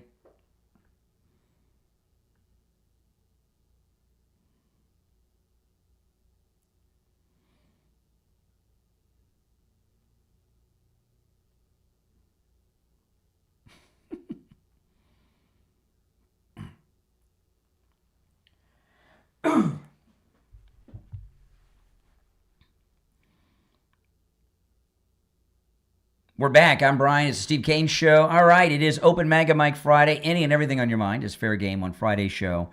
The number's toll-free, 888-465-2631. You're on the air. What's your name? Where are you calling from? You're on the air. This is Dave from Port St. Lucie, Florida. Oh, hey, Dave. Man, what's the temperature at Port St. Lucie? It's 40 in Boca right now. Well, I'm checking my iguana. Let's see. It says it's 42 degrees. Oh, but man. I got a great idea for your shrubs. Okay. What you do is you go to your loony neighbor, your Democrats. I'm sure they have some old white sheets that have two eyes hole cut in them with a point at one end, and you could cover your shrubs with that. They'll keep them nice and warm. You you assuming that I've got Klansmen living next door? Well, all Democrats are. You know, Klansmen. this is. I have not. I live on a very MAGA street. Okay, this is a very MAGA street. I do too. And do you know how that happened? How do you think I live on a MAGA street in Boca? How do you think that happened? I have no idea. Oh, listen to this. Listen to this. Oh, no, it's not. Oh no, listen to this. And this, I've talked about this many times, but not for a long time. And this is something that all my MAGA friends in the audience should do. Anytime there's a house for sale on my street, when the real estate agent comes over to show the house, I grab a MAGA hat, I put the MAGA hat on, and I go out in the front of my house and pretend to do stuff in the front yard, even if I'm not doing anything, so that the people looking at the house know that there's a MAGA guy that lives in that house. And if they're liberal idiots, they won't buy the house. So, and it's resulted in having MAGA neighbors when houses go up for sale. It works. There you go. Yep. You think I'm kidding? Okay. All right. I'll take note. Yeah. Yeah, go ahead. You. All right, thank you. Oh, man. No, I'm not kidding. And those of you that are longtime listeners to the show, you've heard me mention that before. It is true. I do it. And I don't do yard work or anything. I got a guy that takes care of my lawn. But I'll go out there and mess around and pretend to do yard work when they come by and with my MAGA hat on. It works because liberals, hardcore liberals, there's no way they're going to live next to a MAGA guy. No way. All right. I wanted to share this. It's warming up. I just checked. It's 41 degrees now in Boca. Awesome. And I just got a text from Al Knight. He's on the air on the weekends. And he just told me that he got in his car in Plantation, 44 degrees in Plantation. Oh, my goodness. 44 degrees. That is way too cold. All right. Did you guys catch Caroline Leavitt's press conference yesterday? You got to. It's must-see TV. She filleted a reporter like I have never seen a fake news reporter filleted by a White House press spokesperson before yesterday. This guy, he is a reporter from the Hill, right? And I was talking the other day about Nick Shirley and Caroline Leavitt. Both of them are skilled well beyond their years. She's still in her, how old is Caroline Leavitt? 27, 28? Yeah, and she's got some skills. So listen to Caroline Leavitt yesterday with this fake news reporter during the White House press briefing from the Hill. Everything correctly. 32 people died in ICE custody last year.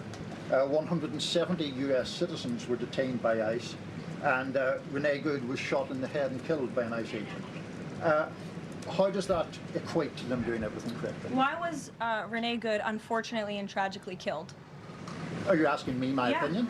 Because an ICE agent acted recklessly and killed her unjustifiably. Oh, okay. So you're a biased reporter with a left-wing opinion. What do you want me to do? Yeah, because you're a left-wing hack. You're not a reporter. You're posing in this room as a journalist, and it's so clear by the premise of your question. And you and the people in the media who have such biases but fake like you're a journalist, you shouldn't even be sitting in that seat. but you're pretending like you're a journalist, but you're a left-wing activist. And the question that you just raised and your answer proves your bias. You should be reporting on the facts. You should be reporting on the cases. Do you have the numbers of how many American citizens were killed at the hands of illegal aliens who ICE is trying to remove from this country? I bet you don't. I bet you didn't even read up on those stories. I bet you never even read about Laken Riley or Jocelyn Nungray or all of the innocent Americans who were killed at the hands of illegal aliens in this country.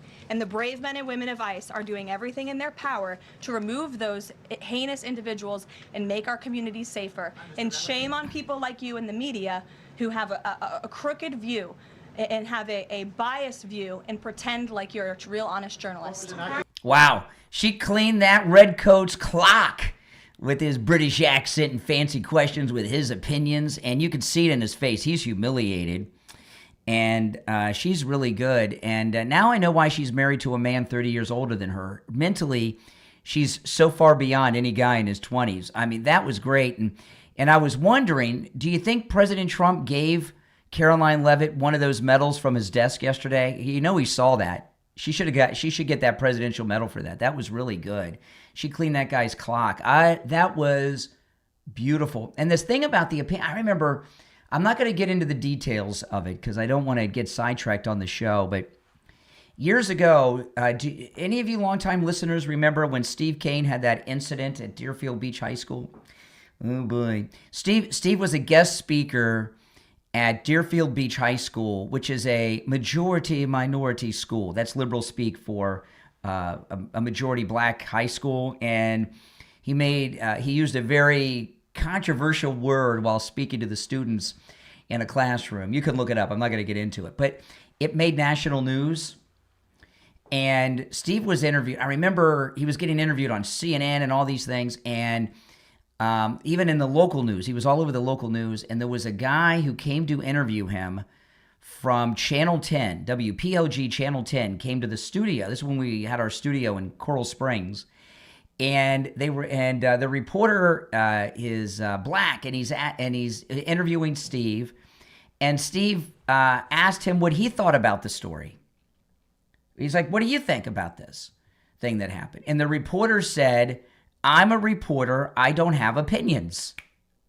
And I thought, wow, that was pretty cool. Now, that was a long time ago, and that was a local news. But this guy here, that was like me talking to one of these liberal jerks on the line. This guy here, he didn't even know what hit him. And not only did she humiliate him, that's the kind of humiliation that he will never get over.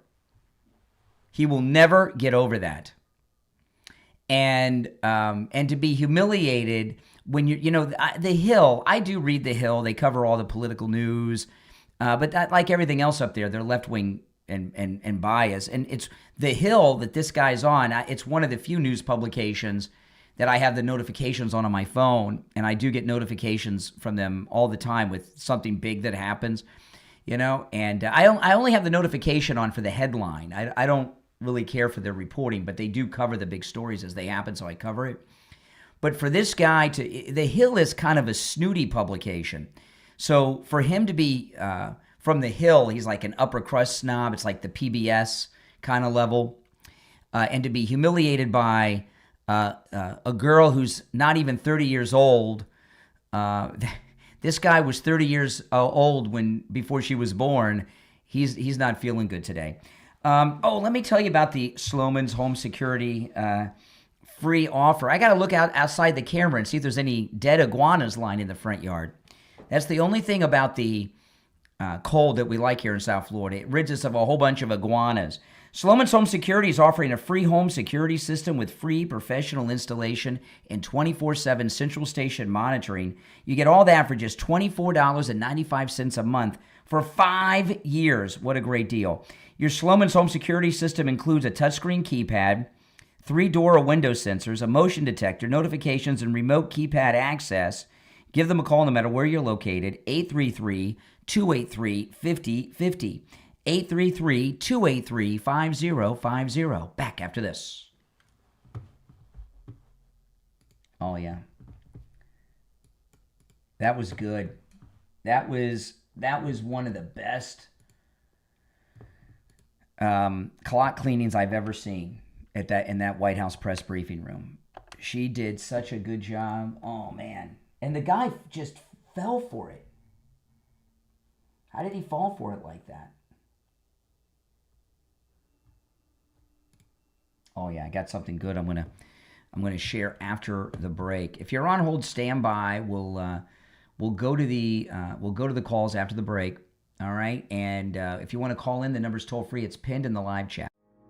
This is Jamie Levac with Swift Tax. With the big, beautiful bill, I can help you with your federal, state, city, and income tax. The Treasury Secretary said that this year, taxpayers will be receiving the biggest refund they've had in years. We at Swift Tax will maximize your refund. Call me now, 954-773-1587. That number rings directly to my cell phone, 954-773-1587.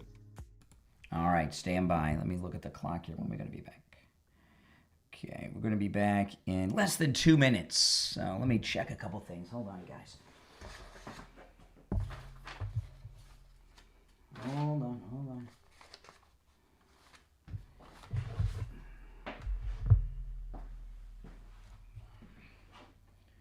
Let's see. Okay, about 90 seconds. We'll be back.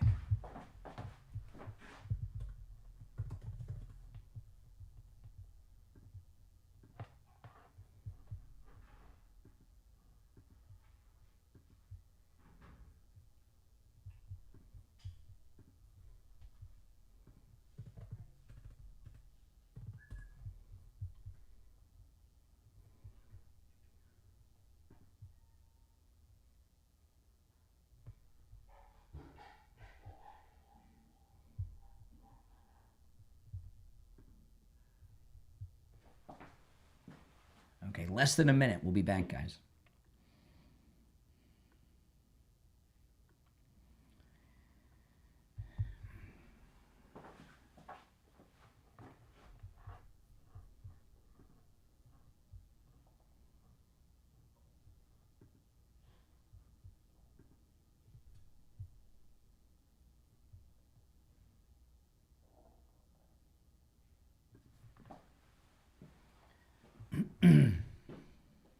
Welcome, everyone.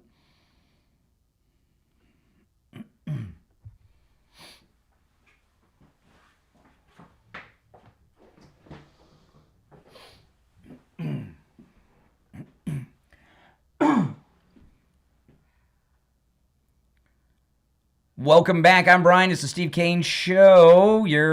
Hold on 1 second. You're on the air. What's your name? Where are you calling from? Hey, Brian, it's Mike from Massapequa. Hey, Mike in Massapequa, home, birthplace of Jerry Seinfeld. Yeah, and it's 23 degrees here. 23 degrees. Oh, my goodness. Oh, my goodness. I wanted to run two proposals by you. First, it was because of the clip that you showed of the Scottish leftist zombie. I heard him yesterday and immediately thought of you. Filleting the guys on the radio on YouTube. Yeah. And I thought the deficiency of your thing is that we don't get to watch the person getting filleted, whereas we got to watch him getting filleted. Yeah. You know, which is really was wonderful to watch. And the thing is, the guy, a decent reporter would never admit that they have an opinion on anything. Just the facts, ma'am. Right? Joe Friday. And for him to admit that he even has an opinion on these things, they should fire him at the Hill or make him an opinion writer. I mean, he can't be feeling well today. Right here, I know of him because I watch him on YouTube. He's on the Hill on YouTube. Oh. Really? Why would he show his face in video form? He's got a face for radio. Did you see him? I mean, he's scary looking. I think maybe that's all they can afford. The Hill. They got him on the TV. Yeah. The one proposal is you brought up the word that I thought was proper for applying to all leftists that call into your show and stuff. Snoot. It's not the accent, it's the snoot. That's what qualifies them, that maybe you recognize that as soon as they call. Right? Even though he's got a Scottish accent, you could hear the snoot in his voice. Oh, the snootiness. Right? Snoot. So Yes. instead of snooty, just call it snoot. Call it a leftist snoot. Yeah. Right? Yeah. I don't know if you think that's a good one. Maybe The I other should. one is- Maybe they should check his. Does he have his green card? Is he? Maybe I should check him out. He's got an accent. You know how easy it is, though. Somalis all get their citizenship. Yeah. The other proposal, whether we could crowdsource money to get all of these Karens that are behind the ICE problem in Minnesota, because there's no black involved, you notice. It's almost white leftist zombies. Yeah. As a matter of fact, And I've noticed something. They have, these liberal anarchists in Minnesota. They have two very serious health conditions. Of course, the first one is Trump derangement syndrome, but there's obviously an obesity epidemic among them. Have you noticed? That might be because it's cold, and people, when it's cold, they gain a lot of weight. They brought in the bigger ones because the blubber will keep them warm while they're outside yelling at ice. Yeah. All right, Massapequa. Appreciate the call. Okay, Brian. All right, take care. Good guy. You're on the air. What's your name? Where are you calling from? Madisonville, Kentucky. My name is Roy McPherson. I'm a Republican. I vote for Donald Trump. Well, that's good. Thanks for your vote. Oh, my goodness, these people. All right, now, those of you out there, why are all the fake Republican Trump voters always from Kentucky? And, they don't really film movies and television shows in California. Don't they have dialect coaches that can help them with that? I'm calling from Kentucky. I voted for Trump. I don't do accents, okay? I voted for Donald Trump up here in Kentucky. Oh, man.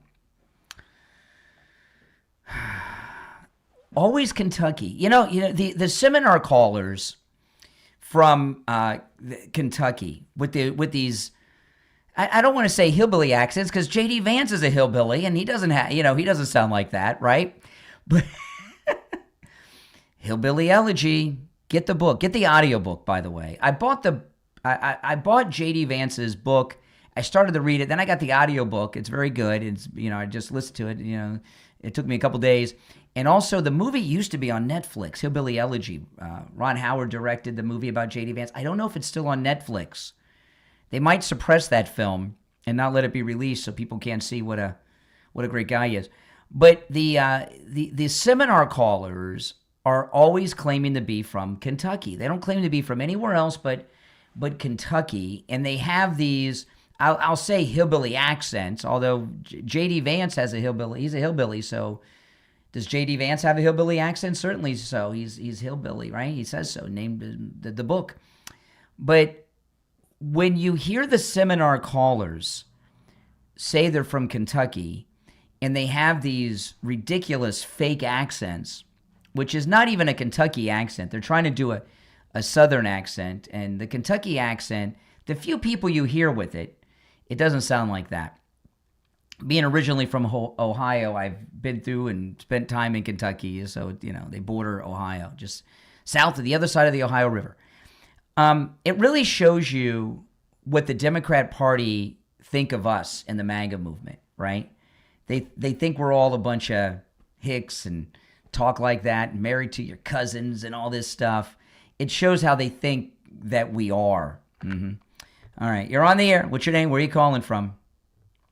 Hey, it's me again. Hey, yeah, I know. man. It's one call per show, fake Kentucky. All right? Yeah. Thanks for calling back so I know who you are. Okay, so I wanted to share this.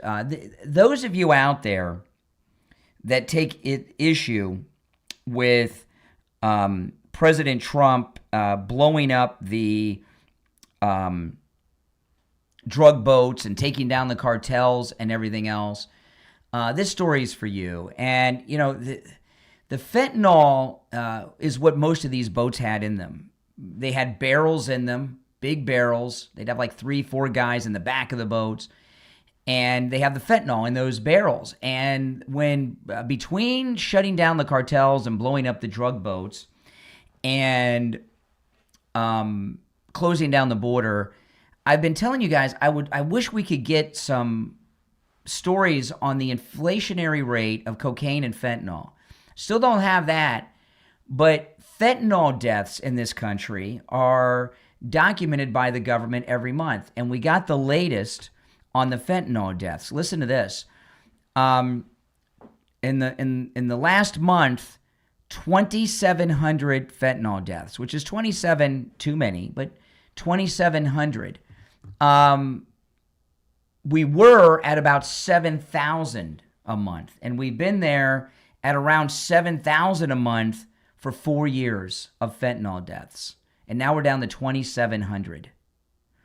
You know, and I wonder, a lot of those fentanyl deaths, the 2,700, I wonder how many of them are because they're not really getting fentanyl, because fentanyl is in such short supply. They're filling, you know, they're using other things in them to try to pass them off as fentanyl, and maybe they were poisoned by the fake fentanyl that's out there now. But to go down in just a couple of months from around 7,000 fentanyl deaths every month to 2,700 too many, but that's a lot of people that are alive today because of President Trump. And when you look at people that are not ODing on drugs, and also people that are out there not committing crimes because of drugs, how many lives have been saved just from the fentanyl shutdown that President Trump's responsible for? You know, these last couple of months, the largest drug rehabilitation program in the history of the planet Earth has been taking place. People in this country that are addicted to fentanyl and other illegal drugs, except the very rich like Hunter Biden, but the average person that's addicted to fentanyl or cocaine, they can't afford it. There's very little of it out there now. And they've been getting cold turkey weaned off their habit.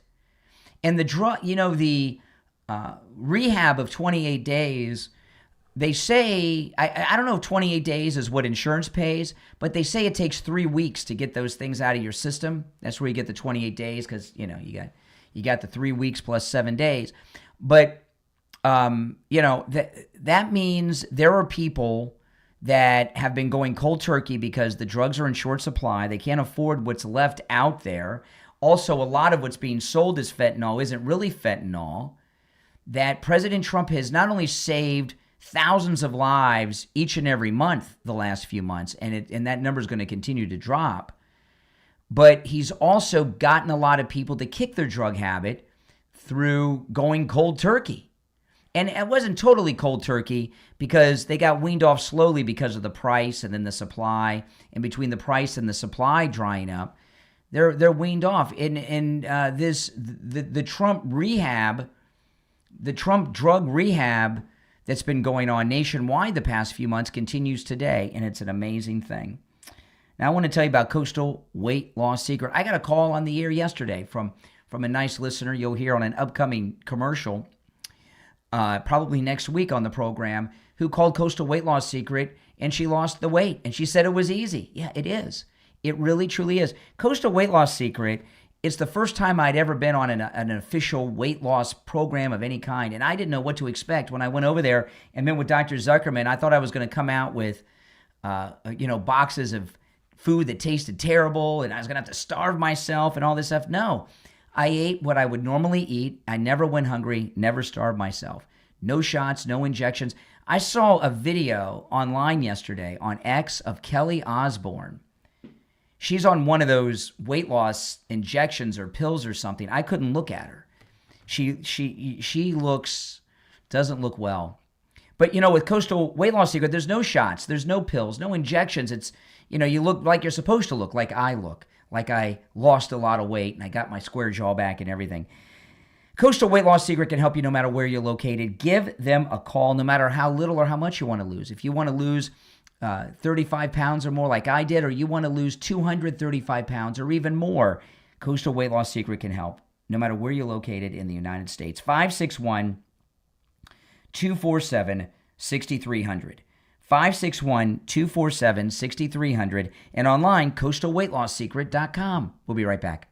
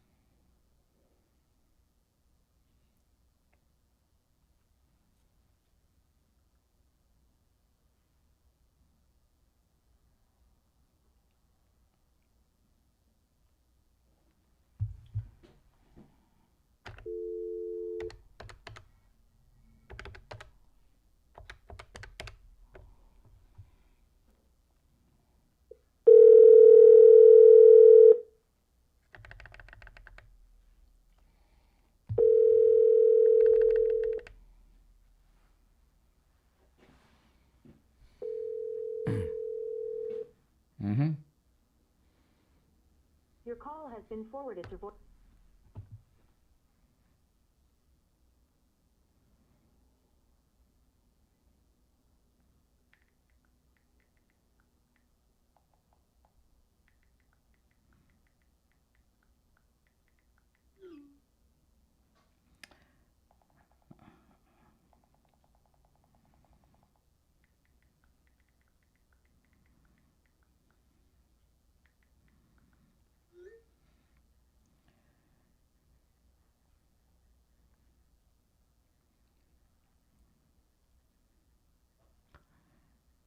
Okay, we got 1 minute, guys, and we'll be back, okay? Hold on.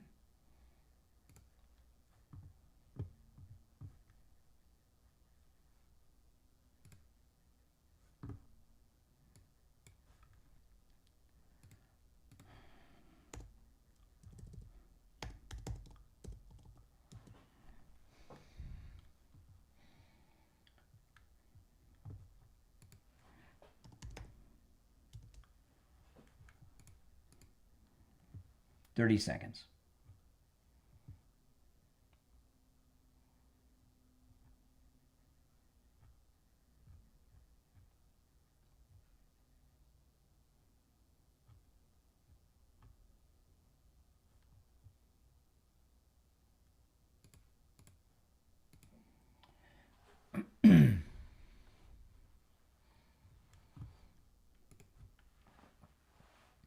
We're back. I'm Brian. It's the Steve Kane Show, Florida's longest running radio show. On the radio since 1977. Our number is 888-465-2631. 888-465-2631. It is open phones every Friday, Open MAGA Mike Friday. On Open MAGA Mike Friday, you can call in about any and everything on your mind. You're not limited to whatever topics we bring up, but I think I brought up a lot of things that are important. Hope you find them interesting to comment on, but you can bring up anything you want on Friday's show. All right, so show prep up to you guys, but I got a couple things I want to cover before I go back to the phone. So if you're on hold, hang in there. Will Cain over at Fox News has been doing incredible coverage of everything that's going on in both Minnesota and, into more detail, what's going on with Ilhan Omar. And Ilhan Omar is kind of like the front person. She passed the legislation they use for a lot of this fraud. And the reason she got there is because she's electable, right? She's pretty, and she's a good front person for them. And she came in at the right time with this AOC squad with Presley and Tlaib and these lunatics. And she squeezed in there with the squad. And she made a mistake. Like, you know, when people get away with stealing, they always escalate. They take a little bit, they get away with it, and then they just go crazy. And this $30 million net worth that she has really just set off sirens. It was too much too quick, because she had a negative net worth of a little more, I think it was a little more than $40,000 when she got elected to the House of Representatives. And when she married this guy that she married a few years ago, she's married to a white guy. I just assumed that he was rich and successful, and she had met him in the Washington circles. But no, he was not a wealthy person when they got married. And now her net worth is around $30 million. And George Santos went to prison for much less. What, he was using campaign funds to pay for some, I don't know, was it OnlyFans or, I don't know, he was using it for some things that were inappropriate. But George Santos was removed from Congress and went to prison for much, much less. And Ilhan Omar feels she's got a little bit of James Bond immunity because she's a black woman and a Democrat. And that does give you more protection than a Republican, right? Republicans not only have no immunity from prosecution, they also are open to persecution regardless of gender, skin color, or in George Santos's case, even sexual preference. So Democrats do have an extra layer. If Fani Willis or Letitia James were Republicans, they'd both be in prison right now, okay? No doubt about it. So these things have helped Ilhan Omar, but there's too much going on now. There's too much attention on the Leering centers and the other fraud. And it's not just the Leering centers. There's more. Anyway, so Will Cain, they made such a great choice replacing Neil Cavuto with this guy, because it's Will Cain's show is must-see TV. He's very, very good. And he's doing a lot of coverage here. Here he's talking about Ilhan Omar. Let me give you the perfect example. How about Minnesota Congresswoman Ilhan Omar? In February of this year, she shot down claims that she's actually a millionaire. She wrote, "My salary is $174,000 before taxes. I don't have stock or own a home, and I'm still paying off my student debt. So if you're going to lie on something that is public, maybe try checking my financial statements, and you will see I barely have thousands, let alone millions." Well, people have checked the public records now. Ilhan Omar apparently has a net worth upwards of $30 million, somewhere between $60 and $30 million. And get this, it's because of companies run and owned by her husband, who in 2023 had a net worth of $51,000. See? In 1 year, that $51,000 grew from $6 to $30 million. 3,500% growth in 1 year. Wow. What a good communist. It's always equality for you, elitism for those in power. Okay, so with all this that's going on, Ilhan Omar remaining in Congress or even in the United States is really in question. The normal immunity protections that someone that checks off all those boxes don't apply. There's too much fraud going on. And the deeper this goes, the more, and you just heard there, Will Cain, he did some research on the husband, whose net worth was $55,000 when they got married. It shot up to $6 shortly thereafter, and then to the $30 they're at now.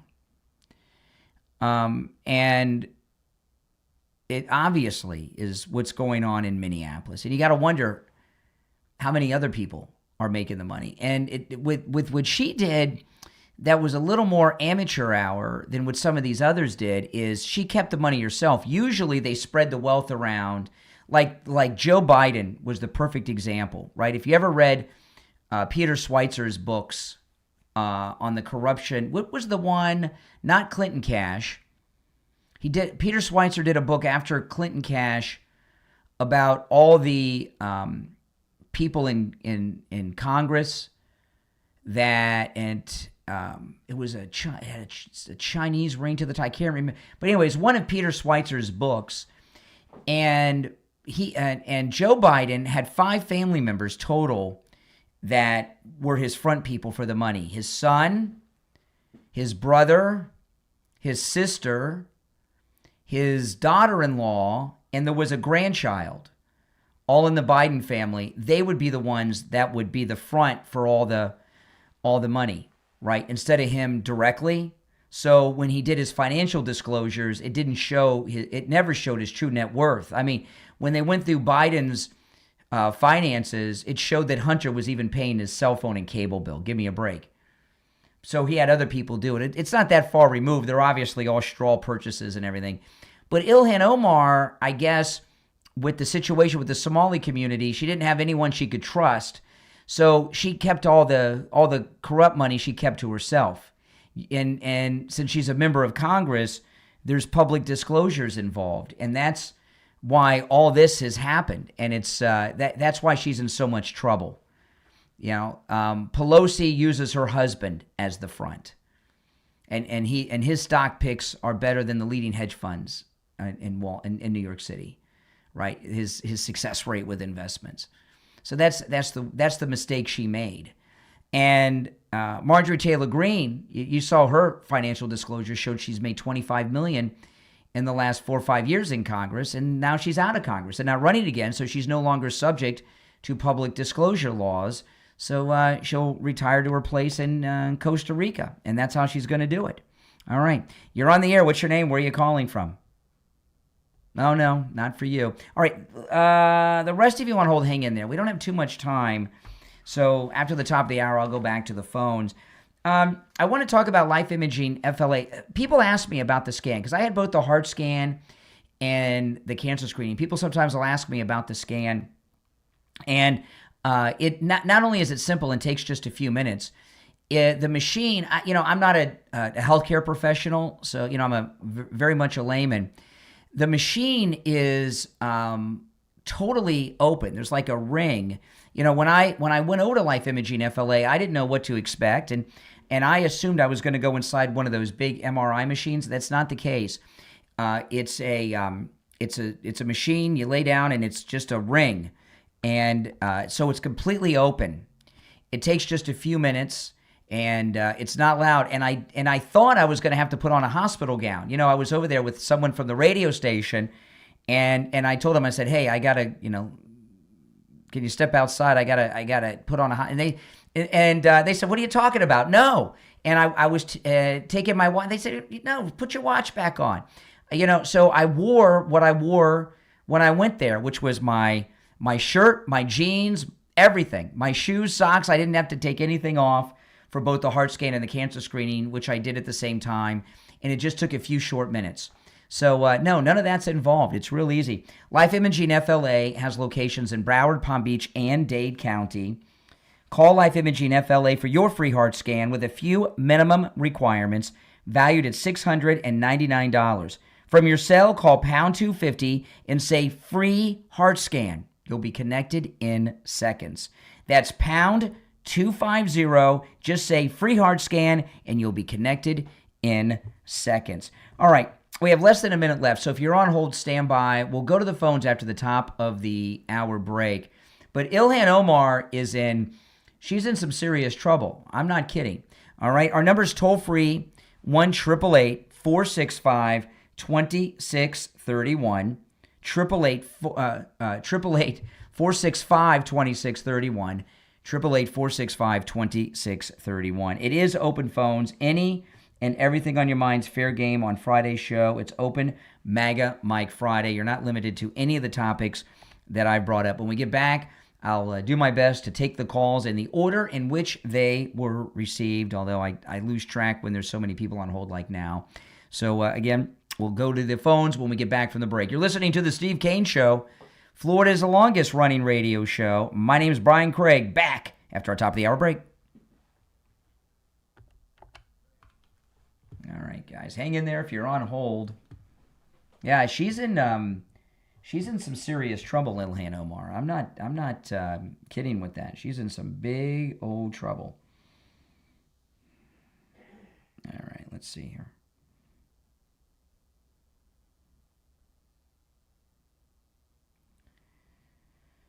All right.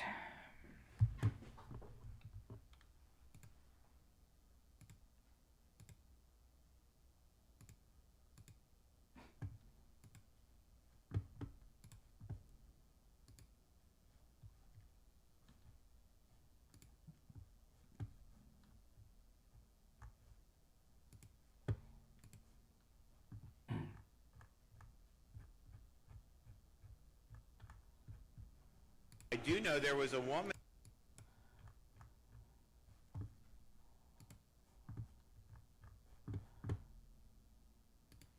All right. Call is on hold. Hang in there. We will be back shortly.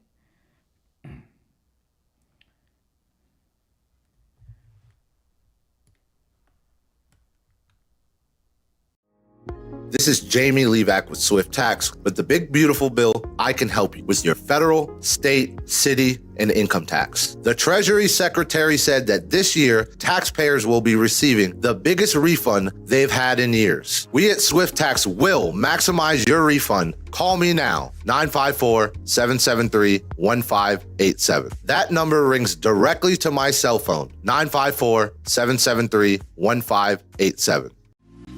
Tom Laporta here from Laporta Roofing. Happy New Year, health, wealth, and happiness, and may 2026 be your best year. The first quarter of each year is the slowest for roofing contractors across Florida due to the lack of rain, vacationers, and recuperating from the holiday spend. We have secured 2024 pricing on certain roofing materials with our suppliers for the first quarter only. So if you are planning on a new roof in 2026, take advantage of our first quarter low pricing now. These savings are significant, especially for multiple building HOA and condo associations. This covers shingles, tiles, and flat roof systems, so give me a call on my cell at 954-604-4602 or find us on the web at laportaroofing.com. That number again is 954-604-4602 or on the web at laportaroofing.com.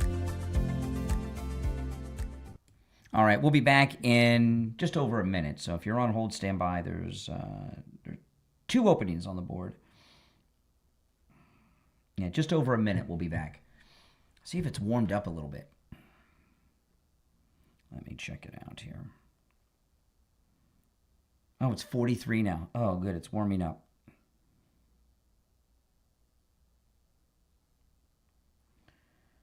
All right, less than a minute. Oh, man. Thank God it's Friday, huh?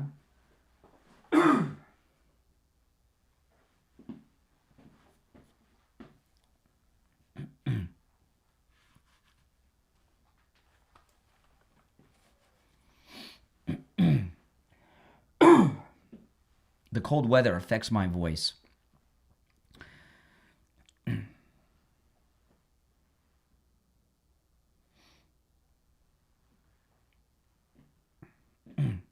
15 seconds.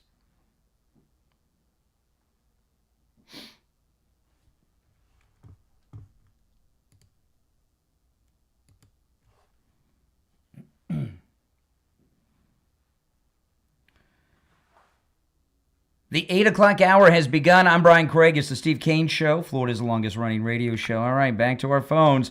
You're on the air. What's your name? Where are you calling from? Hi, I'm Leah. I'm calling from Minnesota.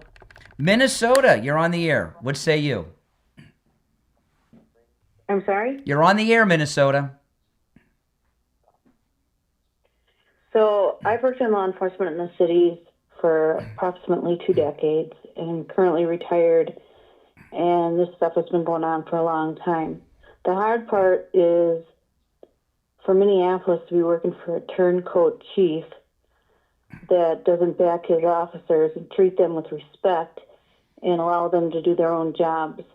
I know currently at least 10 officers who are planning on quitting and working for ICE.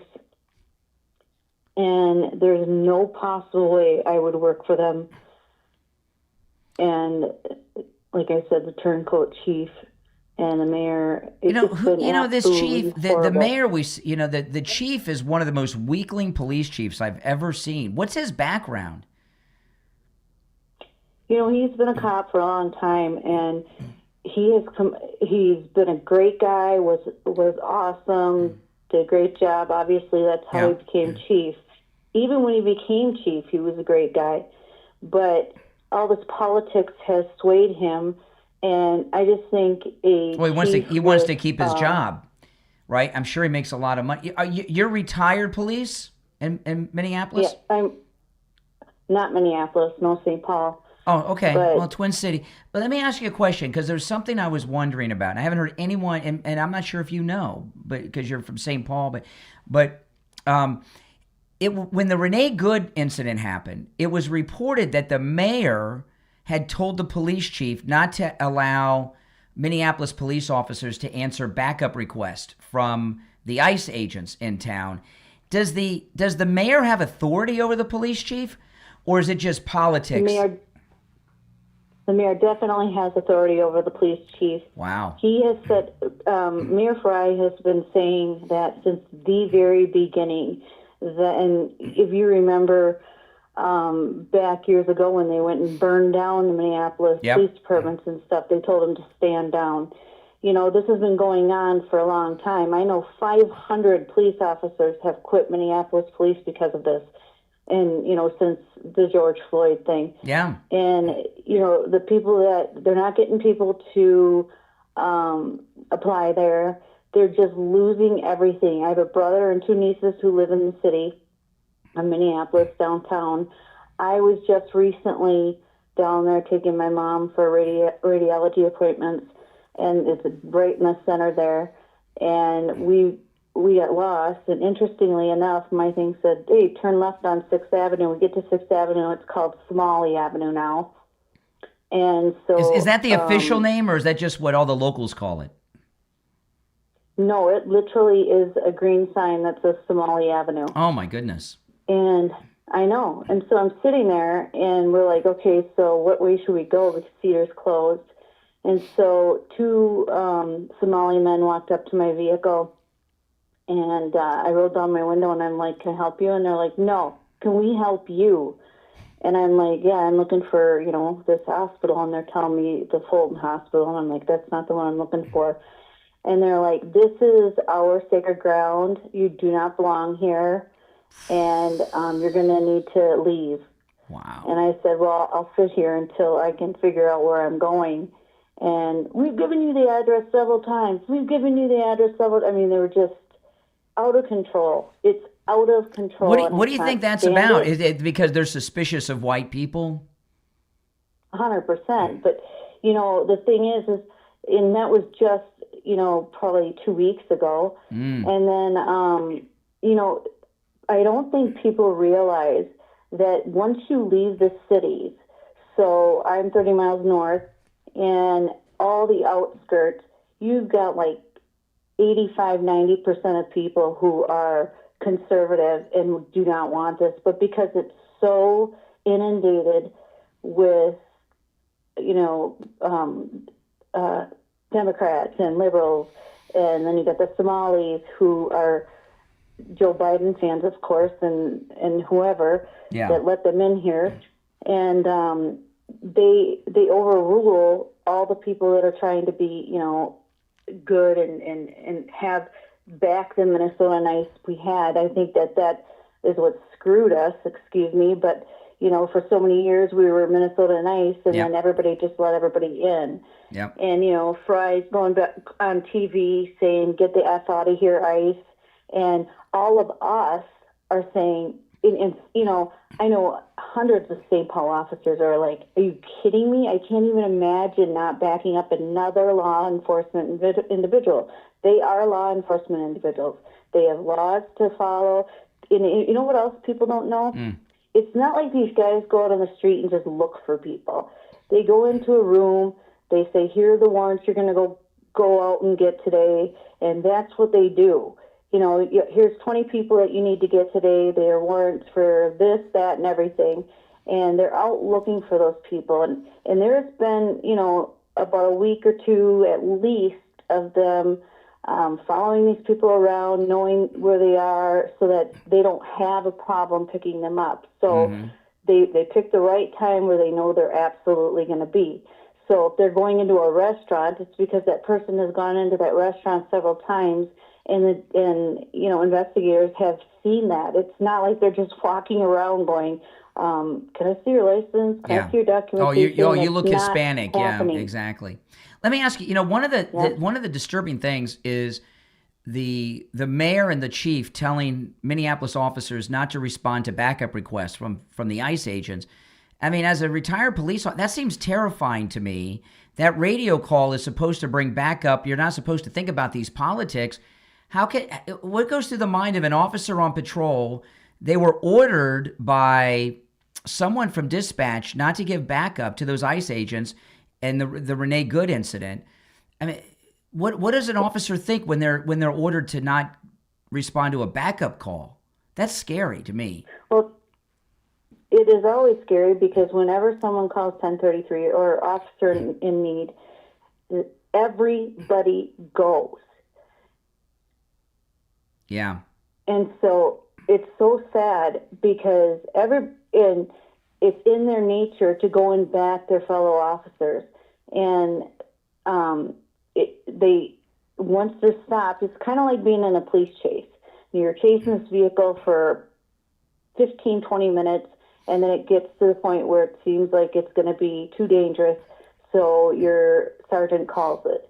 And you're like, oh, man, but what happens is you shut down your lights, you shut down your sirens, and you continue to follow the vehicle. Yeah. And you don't chase them, you don't do anything, but you're going to catch them. It's not, it's going to happen, but you're so pumped up because you're like, I know this person almost just killed like 30 people on the road, and I want to get them off the road, but you're being, told to stand down.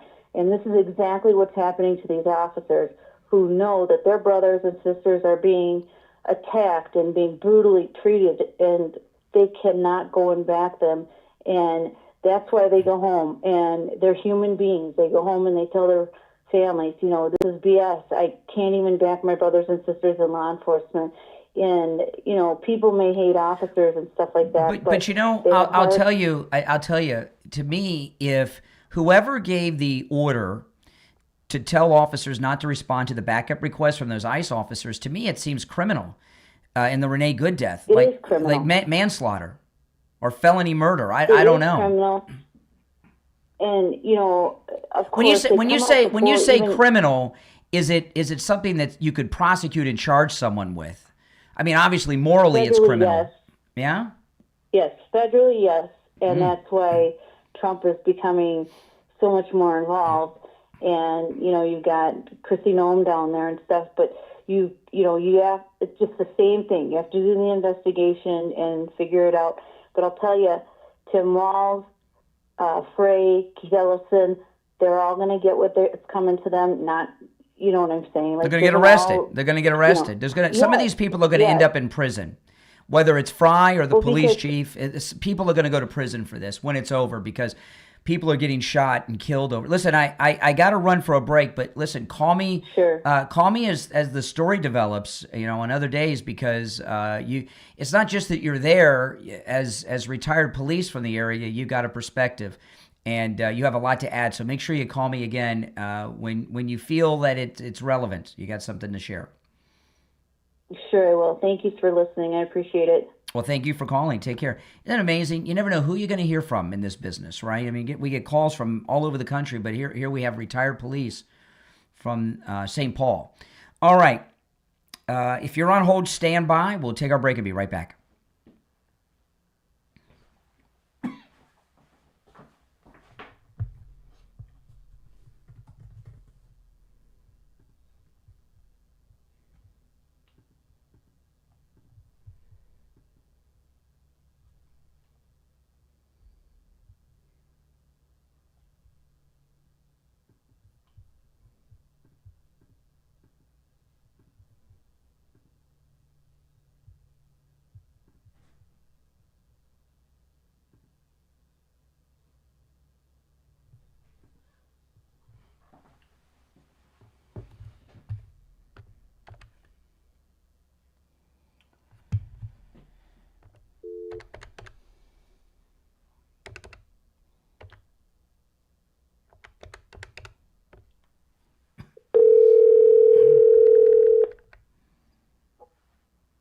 Hey, Brian. Hey there. We have about 90 seconds. I'm going to put you on hold, okay? And I'll when you hear me next, we'll be on the air.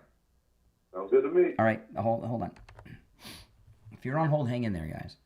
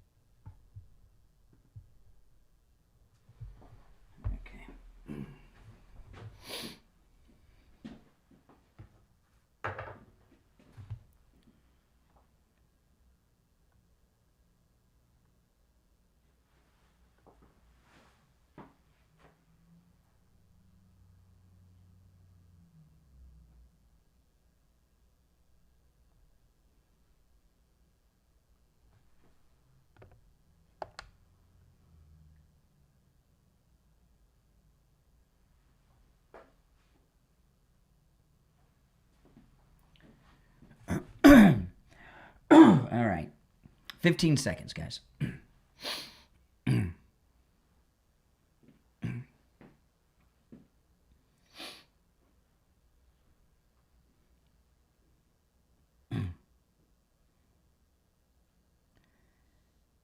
We are back, and it's time to check in with Jamie Levac from Swift Tax. Jamie Levac, good morning.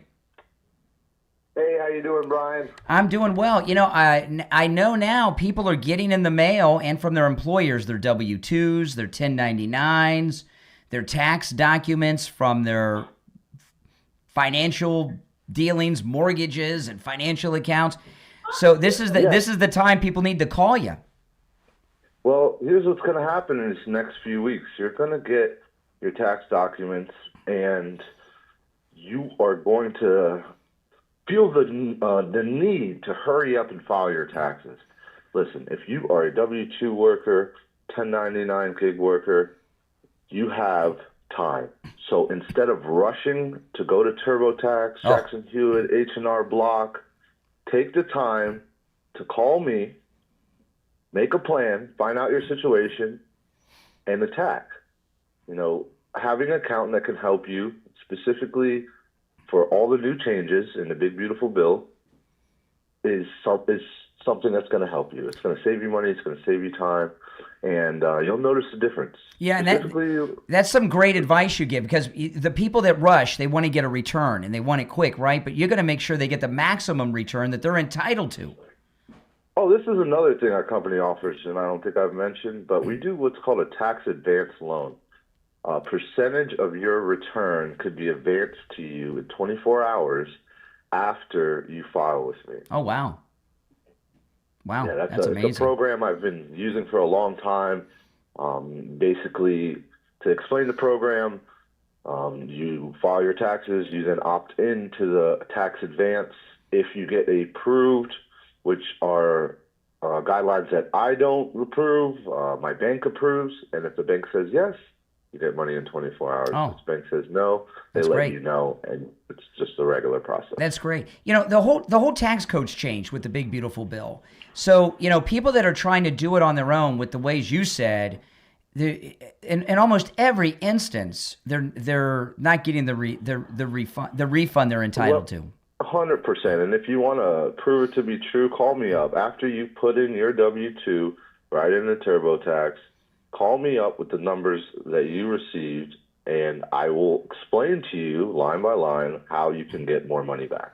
Now, listen, Jamie Levac at Swift Tax, he's located right here in South Florida, but he can help you with your taxes no matter where you're located in the United States, and not just your federal income tax, but your state taxes, your city taxes. If you're a business owner, he can help you with your business taxes, your payroll taxes, even your bookkeeping. Give Jamie Levac at Swift Tax a call. This number rings directly to Jamie Levac, so you can call or text 954-773-1587. I got your number memorized, Jamie, pretty much by now. Well, remember, listeners, the tax advance loan is an option for everybody, exclusively if you're getting a return or a refund. Yes. 954-773-1587. 954-773-1587 for Jamie Levac at Swift Tax. All right, some great information, and that's a great opportunity to get that refund. They can get it within 24 hours. Give Jamie a call. All right, Jamie, we'll talk next week. Sounds good, Brian. Have a good weekend. You too. Take care. Wow. All right, guys, give him a call. He's handling Steve Kane's taxes and his bookkeeping and business taxes and everything, by the way. And I just met with him the beginning of Monday or Tuesday, I think. Was it Monday or Tuesday? I met with Jamie Levac myself. All right, let's go back to the phones. You're on the air. What's your name? Where are you calling from? My name's Andy Watson. Okay. You're on the air. What's your name? Where are you calling from? Morgan from Pennsylvania. How are you doing? Hey, Morgan. I'm doing. Give me a moment here. Morgan from Pennsylvania. All right. What's on your mind, Morgan from Pennsylvania? Hey, I'm writing a book about advocating against elected officials having qualified immunity. What's your thoughts on this? I have no thoughts on it. When you say qualify, you got to be more specific than that. You're talking about you want to be able to prosecute federal agents that protect their Federal lives. agents, governors, senators, state officials, police officers. No, that sounds like whatever they got on the books now seems to work pretty well. So you don't think that law enforcement or any elected official should be held accountable for? They are held accountable. If you're a police officer and you go out and murder someone, right? And it's a bad shoot, you're going to go to prison. And I'll remind you, where's Derek Chauvin live right now? Where's he live? Derek Chauvin? You know who he is? Is he the guy that shot that lady in Minneapolis, correct? Derek Chauvin, he was the officer that was arresting George Floyd. Oh, yeah, he's in prison.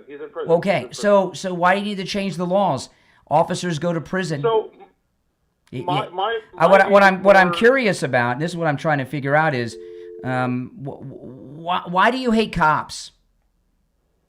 I don't hate cops so much as I hate elected officials, especially the Democratic Party. And my reason for that, may I just say quickly, my reason for that is I'm a survivor of something called the Kids for Cash scandal, where 3,000 children were kidnapped and over 100 were murdered and written off as suicide. Okay, so you were kidnapped? At age of 14, yes. Oh, my goodness. And 3 other kids. Look it up. It's called the Kids for Cash scandal. When I was 14 years old, I was taken from my parents' house, put in a partial facility, beaten up by adults, told that I was a kid with problems, then transferred to a non-private privatized facility that the governor of the state was laundering $23 billion a year in that facility, and they murdered kids at that facility, which I was privy to one of those. Well, I believe you. I mean, I'm not familiar with it. I'll look it up, but, you sound sincere, and, not every... I just signed an NDA, and I've had all 3 elected governors of my state who know of me personally have done everything they can to keep me out of any kind of litigation or any kind of anything. But here's the thing. I just want to say a couple things to you, because I believe your story. Okay, I'm not questioning your story or anything. I mean, there's hold on. Let me speak, because I want to make a couple points. Number one, to address your first point. Derek Chauvin is one of many examples. The Rodney King cops went to prison, okay, federal prison. That beat Rodney King, okay? Stacy, I don't want to say Stacy's name, because the last name can be, people don't remember, they'll think I'm using a racial slur. But those cops went to prison. Derek Chauvin's in prison. Other cops go to. There's already something in place. Now, with that being said, not every bad guy gets busted and goes to jail. People get away with crime all the time. Like in your instance, some people got away with crimes, and that's a sad thing. And I can hear the trauma in your voice. Well, I mean, I just signed an NDA with the state that was enforced for 50 years. I watched the governor get away from prosecution. I watched the next governor suppress any investigations. And the current governor has just looked the other way. Mm-hmm. Well, I mean, at 19 years old, I had a governor walk up to me at my job, ask what I was. I'll look that up. What was it called again? I'll look it up later and read about it. Kids for Cash scandal out of Pennsylvania. A judge was getting paid to put kids in these privatized prisons for money. Now, the only thing they went... I think I've heard of this. It's been a long time, right? When was this? Yeah. Judge Chivarella, Ed Rendell was the Was this like in the early... Was this like in the early 2000s or the 90s? 2004, 2005. Yeah, it sounds vaguely familiar. I'll read up. Hey, listen, I'm gonna move on, because I don't want to get bogged down on this too much. But I do believe your story. You're very sincere, and I understand, and I'll read up on it, and take care of yourself. Yeah. All right. You're on the air. What's your name? Where are you calling from? My name's Andy. I'm from Indiana. Okay, Andy in Indiana. I just want to compliment you on your show. I was able to listen to Rush Limbaugh for years, because I drove a truck cross country. After I got out of the Army, and I am a Vietnam veteran. Well, thank you very much. I appreciate your kind words. Oh, thank you so much, sir. All right, take care. All right, let's go. You're on the air. What's your name? Where are you calling from? My name is Ernie, and I'm calling you from Boynton Beach. All right, Ernie in Boynton Beach. What's on your mind? Yeah, I have a question for you. I listen to your show. I enjoy it. I saw online yesterday that they sold the radio station. So I'm wondering, and it said in 2 weeks your show wouldn't be on there anymore. No. Is there another station? No, it didn't say that. It didn't say that. If you want to forward it to me, you can forward it. It didn't say that. But there has been some changes. I'm not going to be sharing them on the air, but there's been some changes in that realm. All right? Take care. Yeah. Wishful thinking.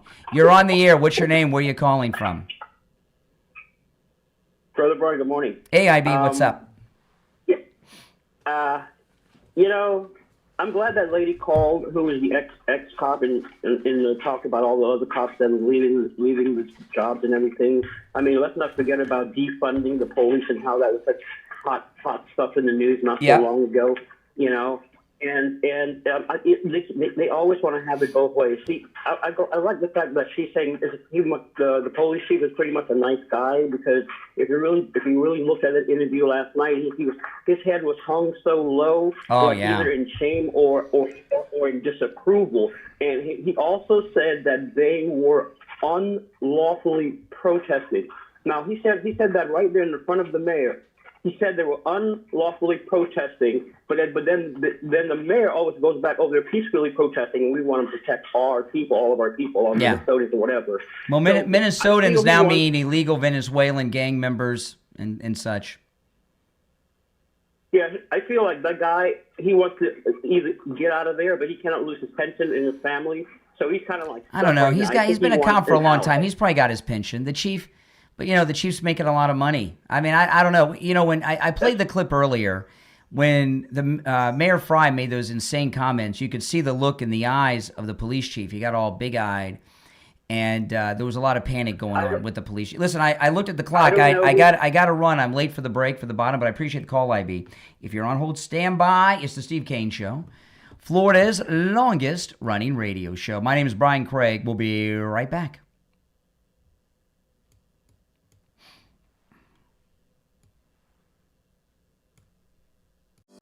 This is Brian Craig. I've been telling you about the great deals and incredible customer service at Friendly Tire on both new tires and used tires. One of our listeners, Antonio, went to Friendly Tire and called to share with us his experience of buying used tires at Friendly Tire in Margate. Good morning. You're on the radio. Hey, yes, Brian. I want to give you a quick testimony about the tire place up in Margate, Friendly Tire. Friendly Tire is everything you said it would be, man. I went up there and got me some used tires. And when I went up there, man, he was very courteous. My whole family's going for that, man. It's everything you said it was going to be, man. I appreciate you for that, man. And Mike's a great guy, man. Well, what's your name? Antonio. All right, Antonio. Hey, I'm glad we could save you and your family lots of money on tires at Friendly Tire. Oh, no doubt, man. Thanks so much, man. Do what Antonio did. Stop into Friendly Tire and find incredible deals on both new and used tires. Give Friendly Mike a call right now. 954-977-9445. 954-977-9445. And Mike will give you a quote right over the phone. 954-977-9445 for Friendly Tire in Margate. On the line, we have Jamie Levac from Swift Tax, who's just joining us on the program today for the first time. Jamie, good morning. Ever wanted to grab a text from a screenshot and send it without having to log into a site or app that's plastered with ads? Free text from image.com keeps it simple. No sign-in, no faff. Drop a pic, copy the words. Try free text from image.com. All right, guys, we'll be back shortly. Don't go anywhere.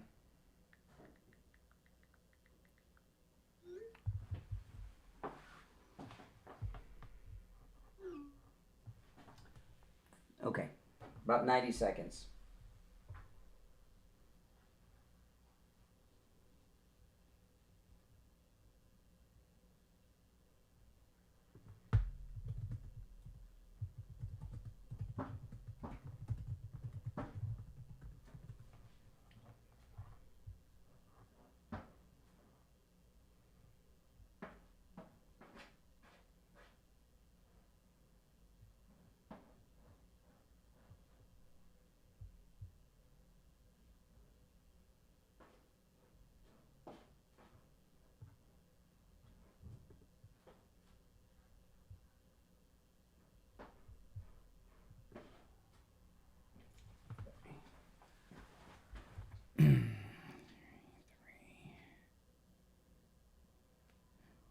We got just over a minute, guys, and we'll be back.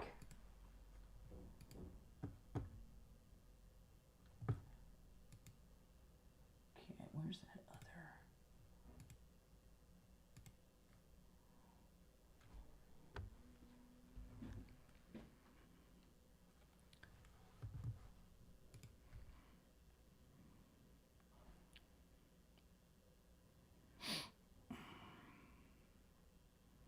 My phone is blowing up with text messages all morning when I'm on the air sometimes.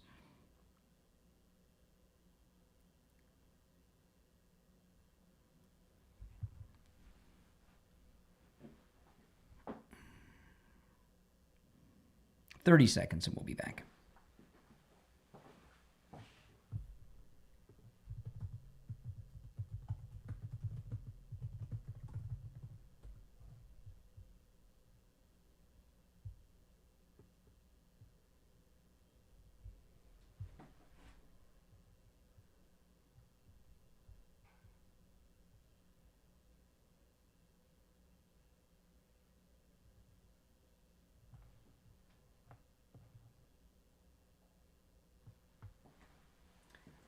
We're back. I'm Brian Craig. It's the Steve Kane Show, Florida's longest running radio show. Call us on stand by. A couple things I want to go through that we haven't touched on yet, and then we'll take some more calls. So if you're on hold, hang in there. The number's toll free, 888-465-2631. 888-465-2631. Toll free call no matter where you're listening. And it is open phones on Friday, open MAGA Mike Friday. Any and everything on your mind is fair game on Friday's show. So there was a video, you may have seen it in some images, of a woman in Jacksonville who, well, she got picked up and she resisted arrest a little bit, and they took her away when she attacked officers. And it's interesting that this happened because I was talking about these things, why they don't happen in Fort Lauderdale. Here's the story.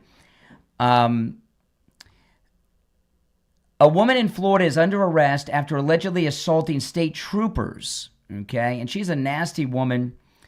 And Governor Ron DeSantis was asked about this yesterday. The audio quality of this isn't that great. I was looking during the break for some better audio of it, but it does the trick. It's only a few seconds long. I do know there was a woman who came out and assaulted one of our troopers. Let me just tell you guys, this is not Minneapolis. That is not going to end well for you in Florida.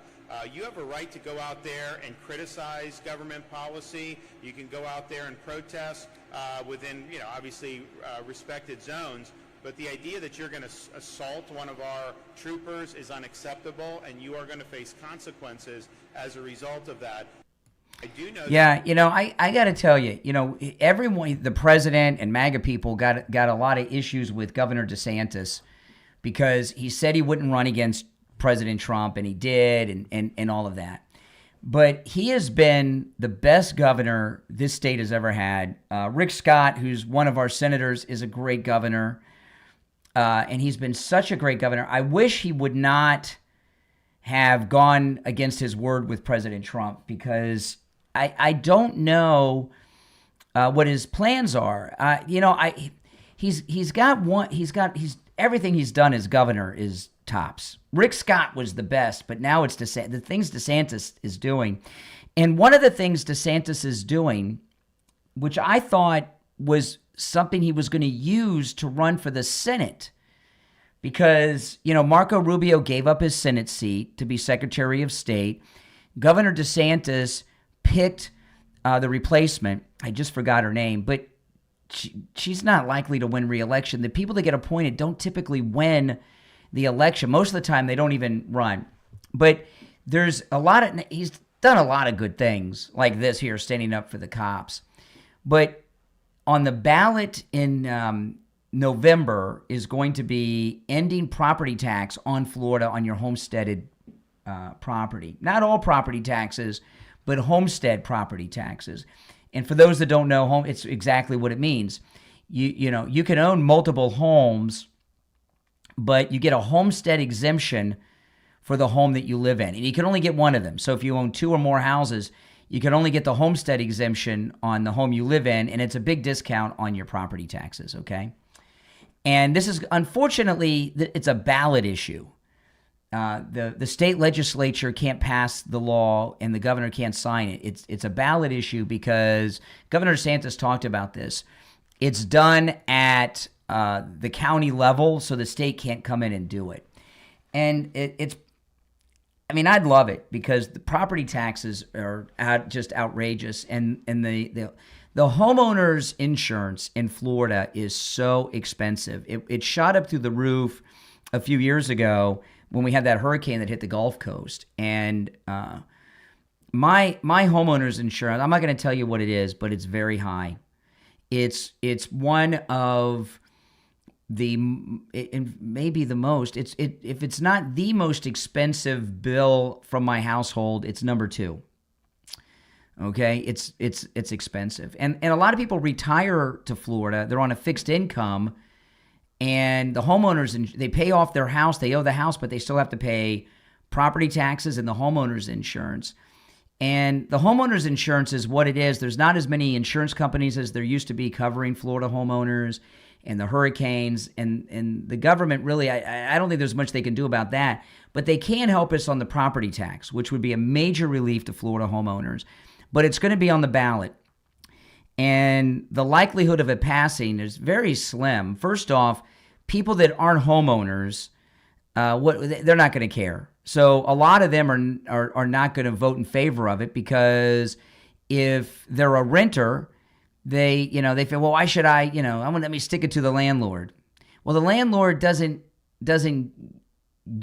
still have to pay taxes on your rental property because that's not a homestead. But so a lot of people rent and they're not going to vote for it, a lot of them. Some of them might, but most of them probably, they don't care. And liberals that are homeowners, a lot of them will not vote to rid us of property taxes on our homesteaded property because liberals always, I've seen, we don't have a state income tax in Florida. It's part of the Florida state constitution, so they can't change that. But we have sales tax increases from time to time, and those are always on the ballot. And I cannot remember an increase in the sales tax not passing. They always pass. Sometimes it's a penny, sometimes it's half a cent, and it seems like nothing, but it's ridiculous. And liberals, they always pass because I've lived in Florida almost my whole life, but I've lived almost all that time either in Broward or Palm Beach County. And Broward and Palm Beach County are Democrat-controlled counties, and they always pass because Democrats always vote for the tax increase. It's crazy. So I know a lot of Democrat homeowners in Florida are going to vote against ridding themselves of the property tax because liberals are stupid. But what I thought was going to happen, I'm going to be, when it's on the ballot, believe me and a lot of other people are going to be advocating for it to pass. It would not only help me a lot, my mother who's retired and a widow, it would help her a lot too. Okay, and everybody. It's what Ron DeSantis says is so true.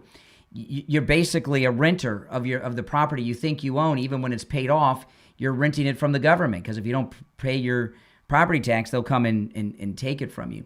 But what I was thinking when he first started talking about property tax being on the ballot, I was expecting that he was going to run for the Senate. And that was going to be a big issue he was advocating for. And a lot of MAGA people in Florida who are upset with Ron DeSantis for the running against Trump when he said he wouldn't, that we'd overlook that and vote for him in the Senate race in November, the same time we vote to rid ourselves of property taxes on our homes. But I haven't heard anything about his future plans. So I have no idea what Ron DeSantis is planning on doing. Maybe he's got a job lined up in the private sector, but the property tax issue here in Florida this year is going to be a big issue. We're all going to be talking about it a lot because it has to be talked about a lot. It would be so life-changing.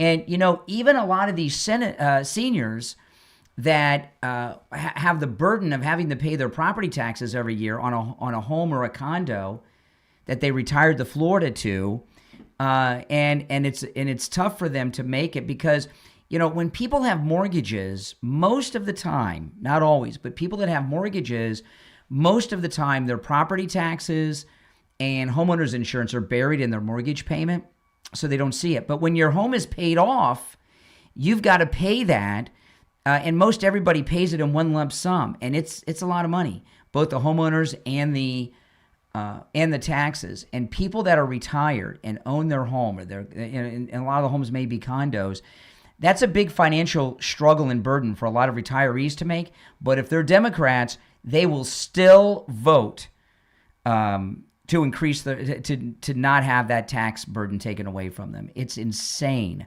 Liberals are just stupid when it comes to such things. All right, we're going to take our last break of the day, and when we get back, it'll be Gold Report time with William Youngerman. If you're on hold, hang in there.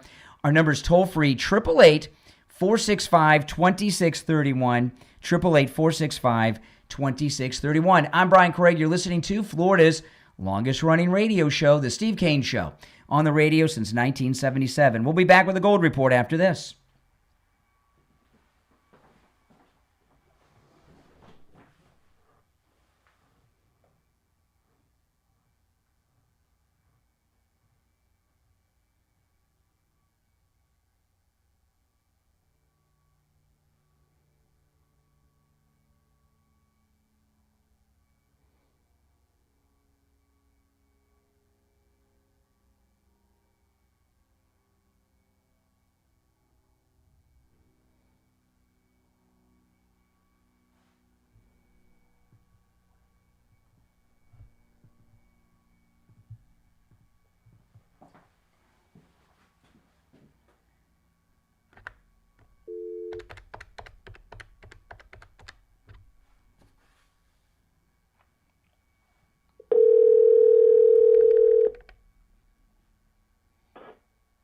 Good morning. Hey, we have 50 seconds.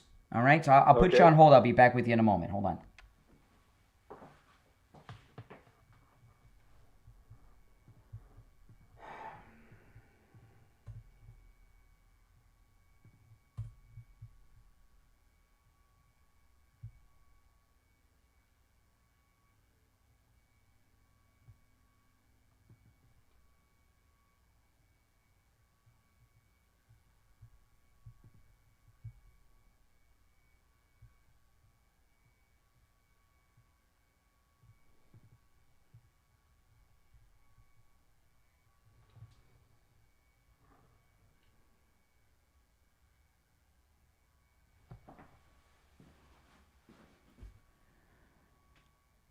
All right, and it's time to check in with William Youngerman from the offices of William Youngerman Incorporated in Boca for the final Gold and Precious Metals Report of the Week. William Youngerman, how are the metals looking? Metals are looking like a little bit of a pullback.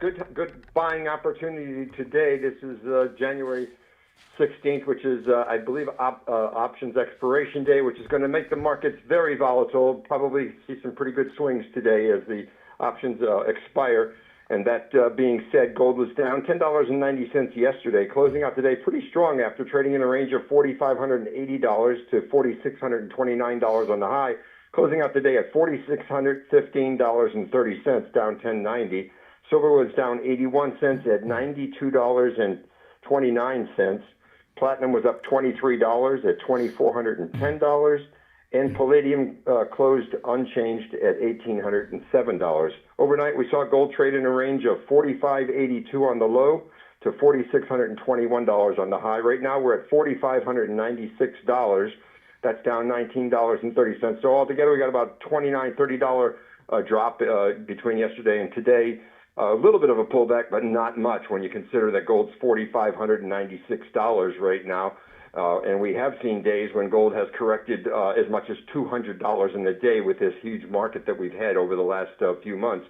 So this is a minor pullback, but still a pullback and a buying opportunity. Silver is one to watch, down $4.29 right now at $88 the ounce. Silver should have some pretty good support around $80. So if we get down to that level, it's certainly a buying opportunity.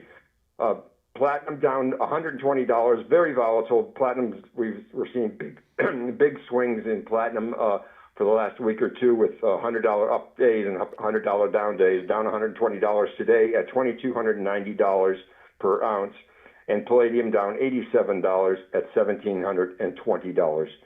So that's pretty much where we're opening on this Friday. And again, take advantage of the pullback. It may not last very long. Now, Monday's a bank holiday, Martin Luther King Day. Are you going to be open on Monday? Yeah, we will be open. The markets will be open.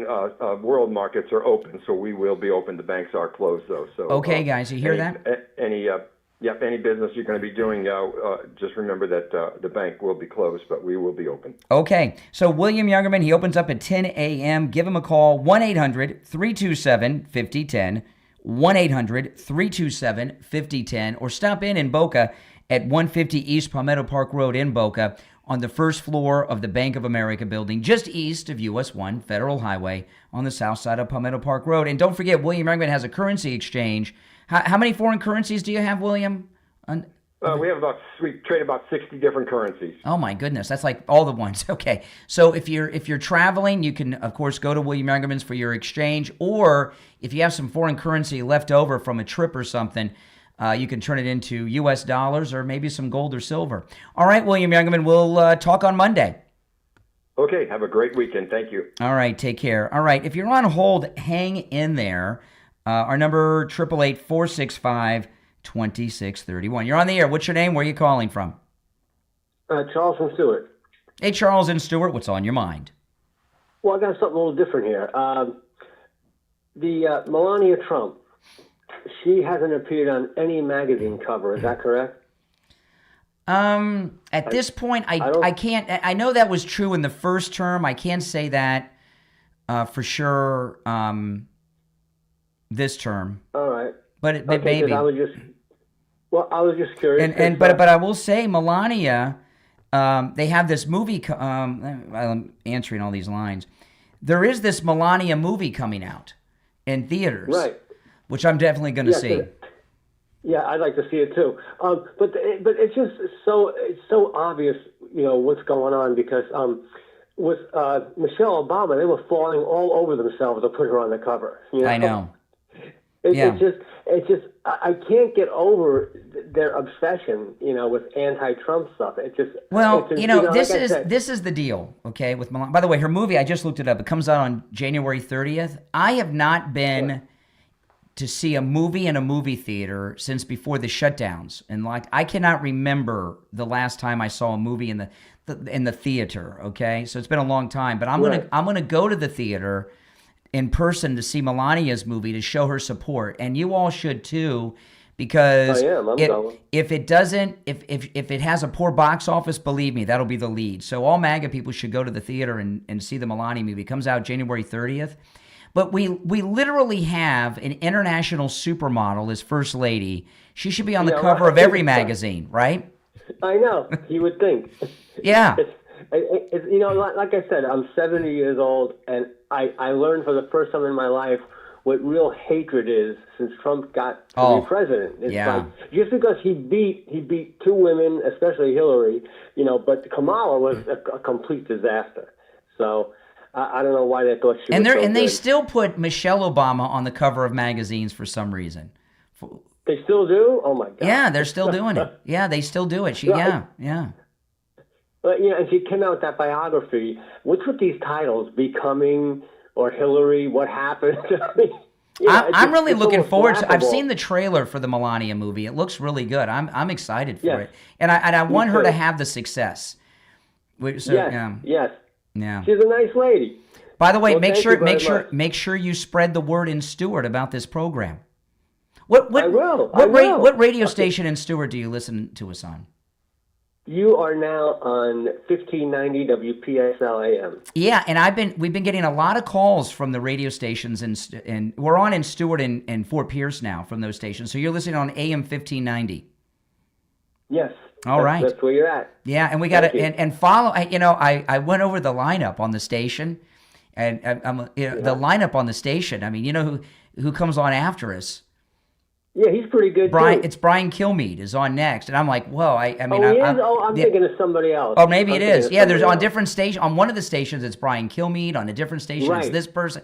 And I'm like, the people Yeah, that are yeah, coming somebody on, else follows you. who comes after us on 1590, do you know? Oh man, I can't think of his I'll name, look him up. but he's good too. You know, And but he's not Brian Kilmeade. It used to I've be been Brian I've been Kilmeade. hearing from a lot of our listeners up in that area, because I've been getting DMs and we've been getting calls from that area, and I've been getting some DMs from people, and I look up the lineups on the station, and I'm like, wow.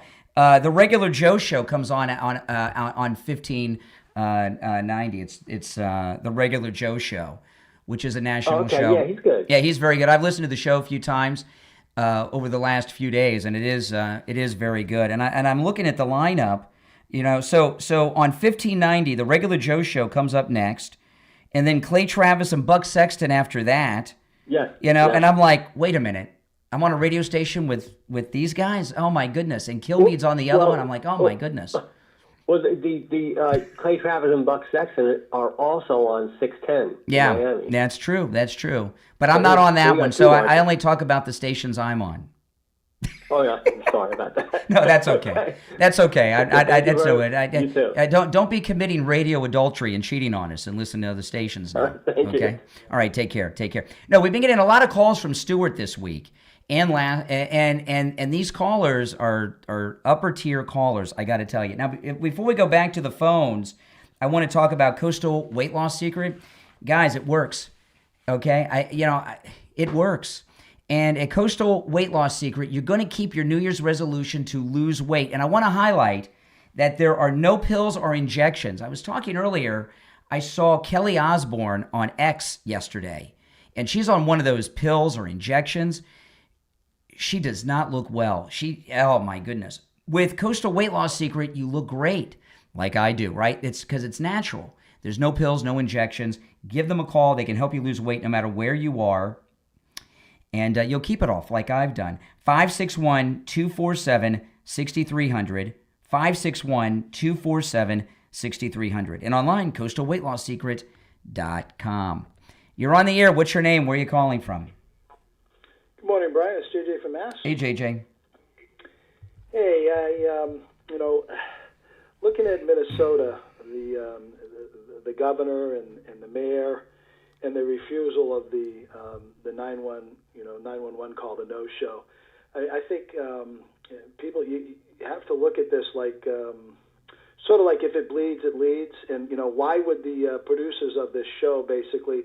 Why would they send in the bouncers to stop the show when they're getting what they want? I think it was a couple days ago on one of your shows, maybe 3 days back, when it was you had, I think, Goldman.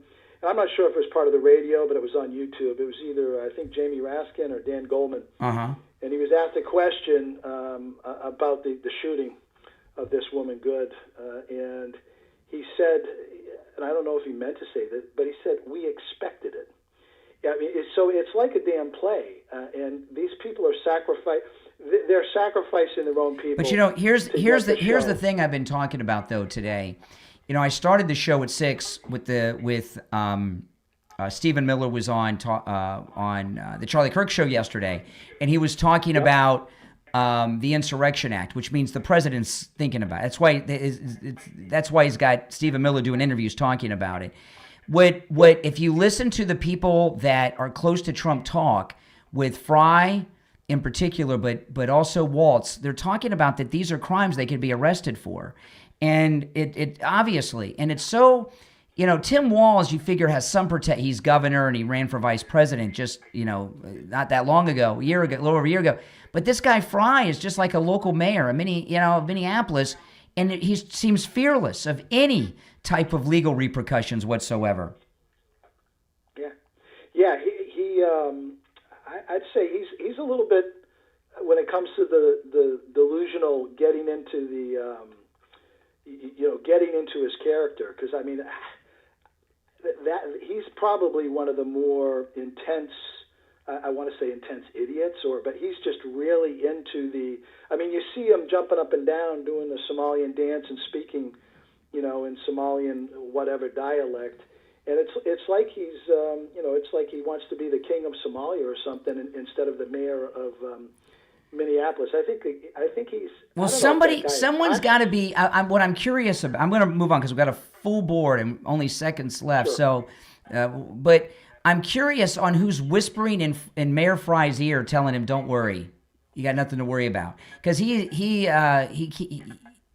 not backing down at all. All right, take care. We'll talk soon. All right, let's go. You're on the air. What's your name? Where are you calling from? Okay, you missed your chance. Got to be quick. You're on the air. What's your name? Where are you calling from? Good morning. It's Joan from Tampa Bay. Hey, Joan. Oh, how you doing? I'm doing. Well, in Tampa Bay, it hit 32 degrees this morning. Oh, my goodness. Well, it's warmed up. It was 40 when now it's 47, so it's warmed up. But it was 40 when the show started. Oh, my goodness. We're at 34 now. But anyway, it's a chilly willy day. Anyway, from what I understand, Trump had to announce that he's going to do the Insurrection Act if things don't. Well, he'll announce it as he's signing it. Is all he's got to do. I mean, he doesn't have to even announce it. He's just got to sign the order.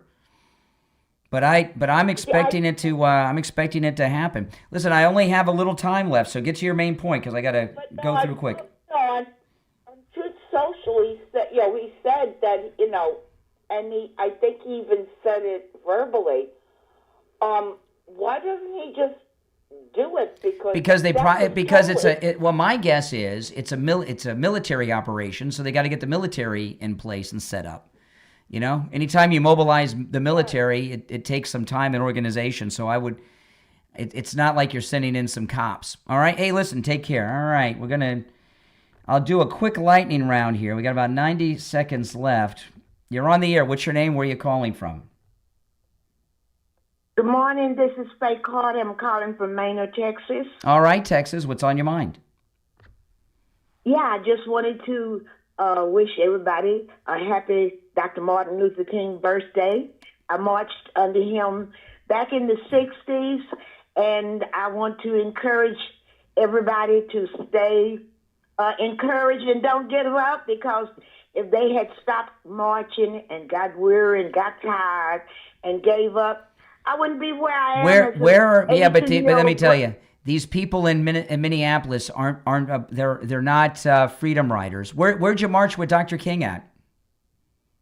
Well, I marched under his tutelage in Texas. Oh my goodness! I don't think he ever really came. But that's pretty risky. Awesome. A black woman in the '60s marching against the Democrats in Texas.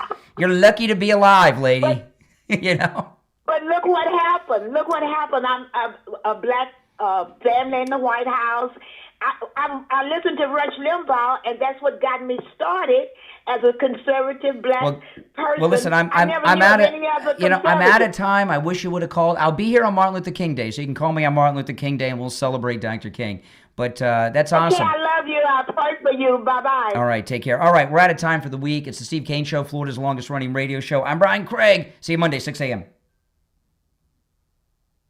All right, we're clear. I'm going to take one or two more calls. Then I got to do some stuff. You're on the air. What's your name? Where are you calling from? Lynn from Boynton. Hey, Lynn. This is the post show, but I only have a few seconds because I gotta. Okay. Something I gotta do. I just want to say really quick that my husband and I went down to Life Imaging the other day, and we had our tests done, our scans done. And thank you so much for advertising for it, because I need to see a cardiologist pretty soon, and my husband to see his doctor. So if we hadn't had that information, I had no symptoms like you have said, and everything. And I just wanted to say thank you so much for that, because, that was our concern, because we have heart disease in our family. So it's in our mid-70s now, and we're lucky to have that info. And they were very nice there. So you got to see your cardiologist, so not to get too personal, but what'd they find? Well, they found that I have a very high, almost 2,000 is my number for my heart scan, and which means that I got to get in there because something's blocked. And my husband is like half that, so he can go see the doctor and see if they need to see somebody. Wow. But I would never have said that. So I'll keep you informed, Yeah, please but I have an appointment. And everything, and I'm looking positive. Well, listen, to it. Listen, guys. Thank you so much. Call Life Imaging FLA and for your free heart scan now with a few minimum requirements valued at $699 from your cell. 10 minutes. That's right, 10 minutes. Yes, 10 minutes just in there, nothing to take off or anything, and you're in and out of there, and the people are great. From your cell, call pound 250 and say the keyword free heart scan. That's pound 250. Just say free heart scan. You'll be connected in seconds. All right. Well, thanks for that info, and keep me updated. I sure will. Thank you. Bye. All right. Take care. Wow. Glad I took that call. That's going to be the last one I take. But that's going to be the new commercial for Life Imaging FLA. If you're new, make sure that you subscribe. And if you guys could please take the link to the video and share on your social media, I'd really appreciate it, okay? You know, you guys are the marketing team of this channel, so if you take the link and share on your socials, invite your friends, your followers, your family to check the show out, I'd greatly appreciate it. All right, guys, you know me. I'll be back all throughout the weekend. Thanks for watching. I'm Brian Craig. This is where MAGA comes to talk.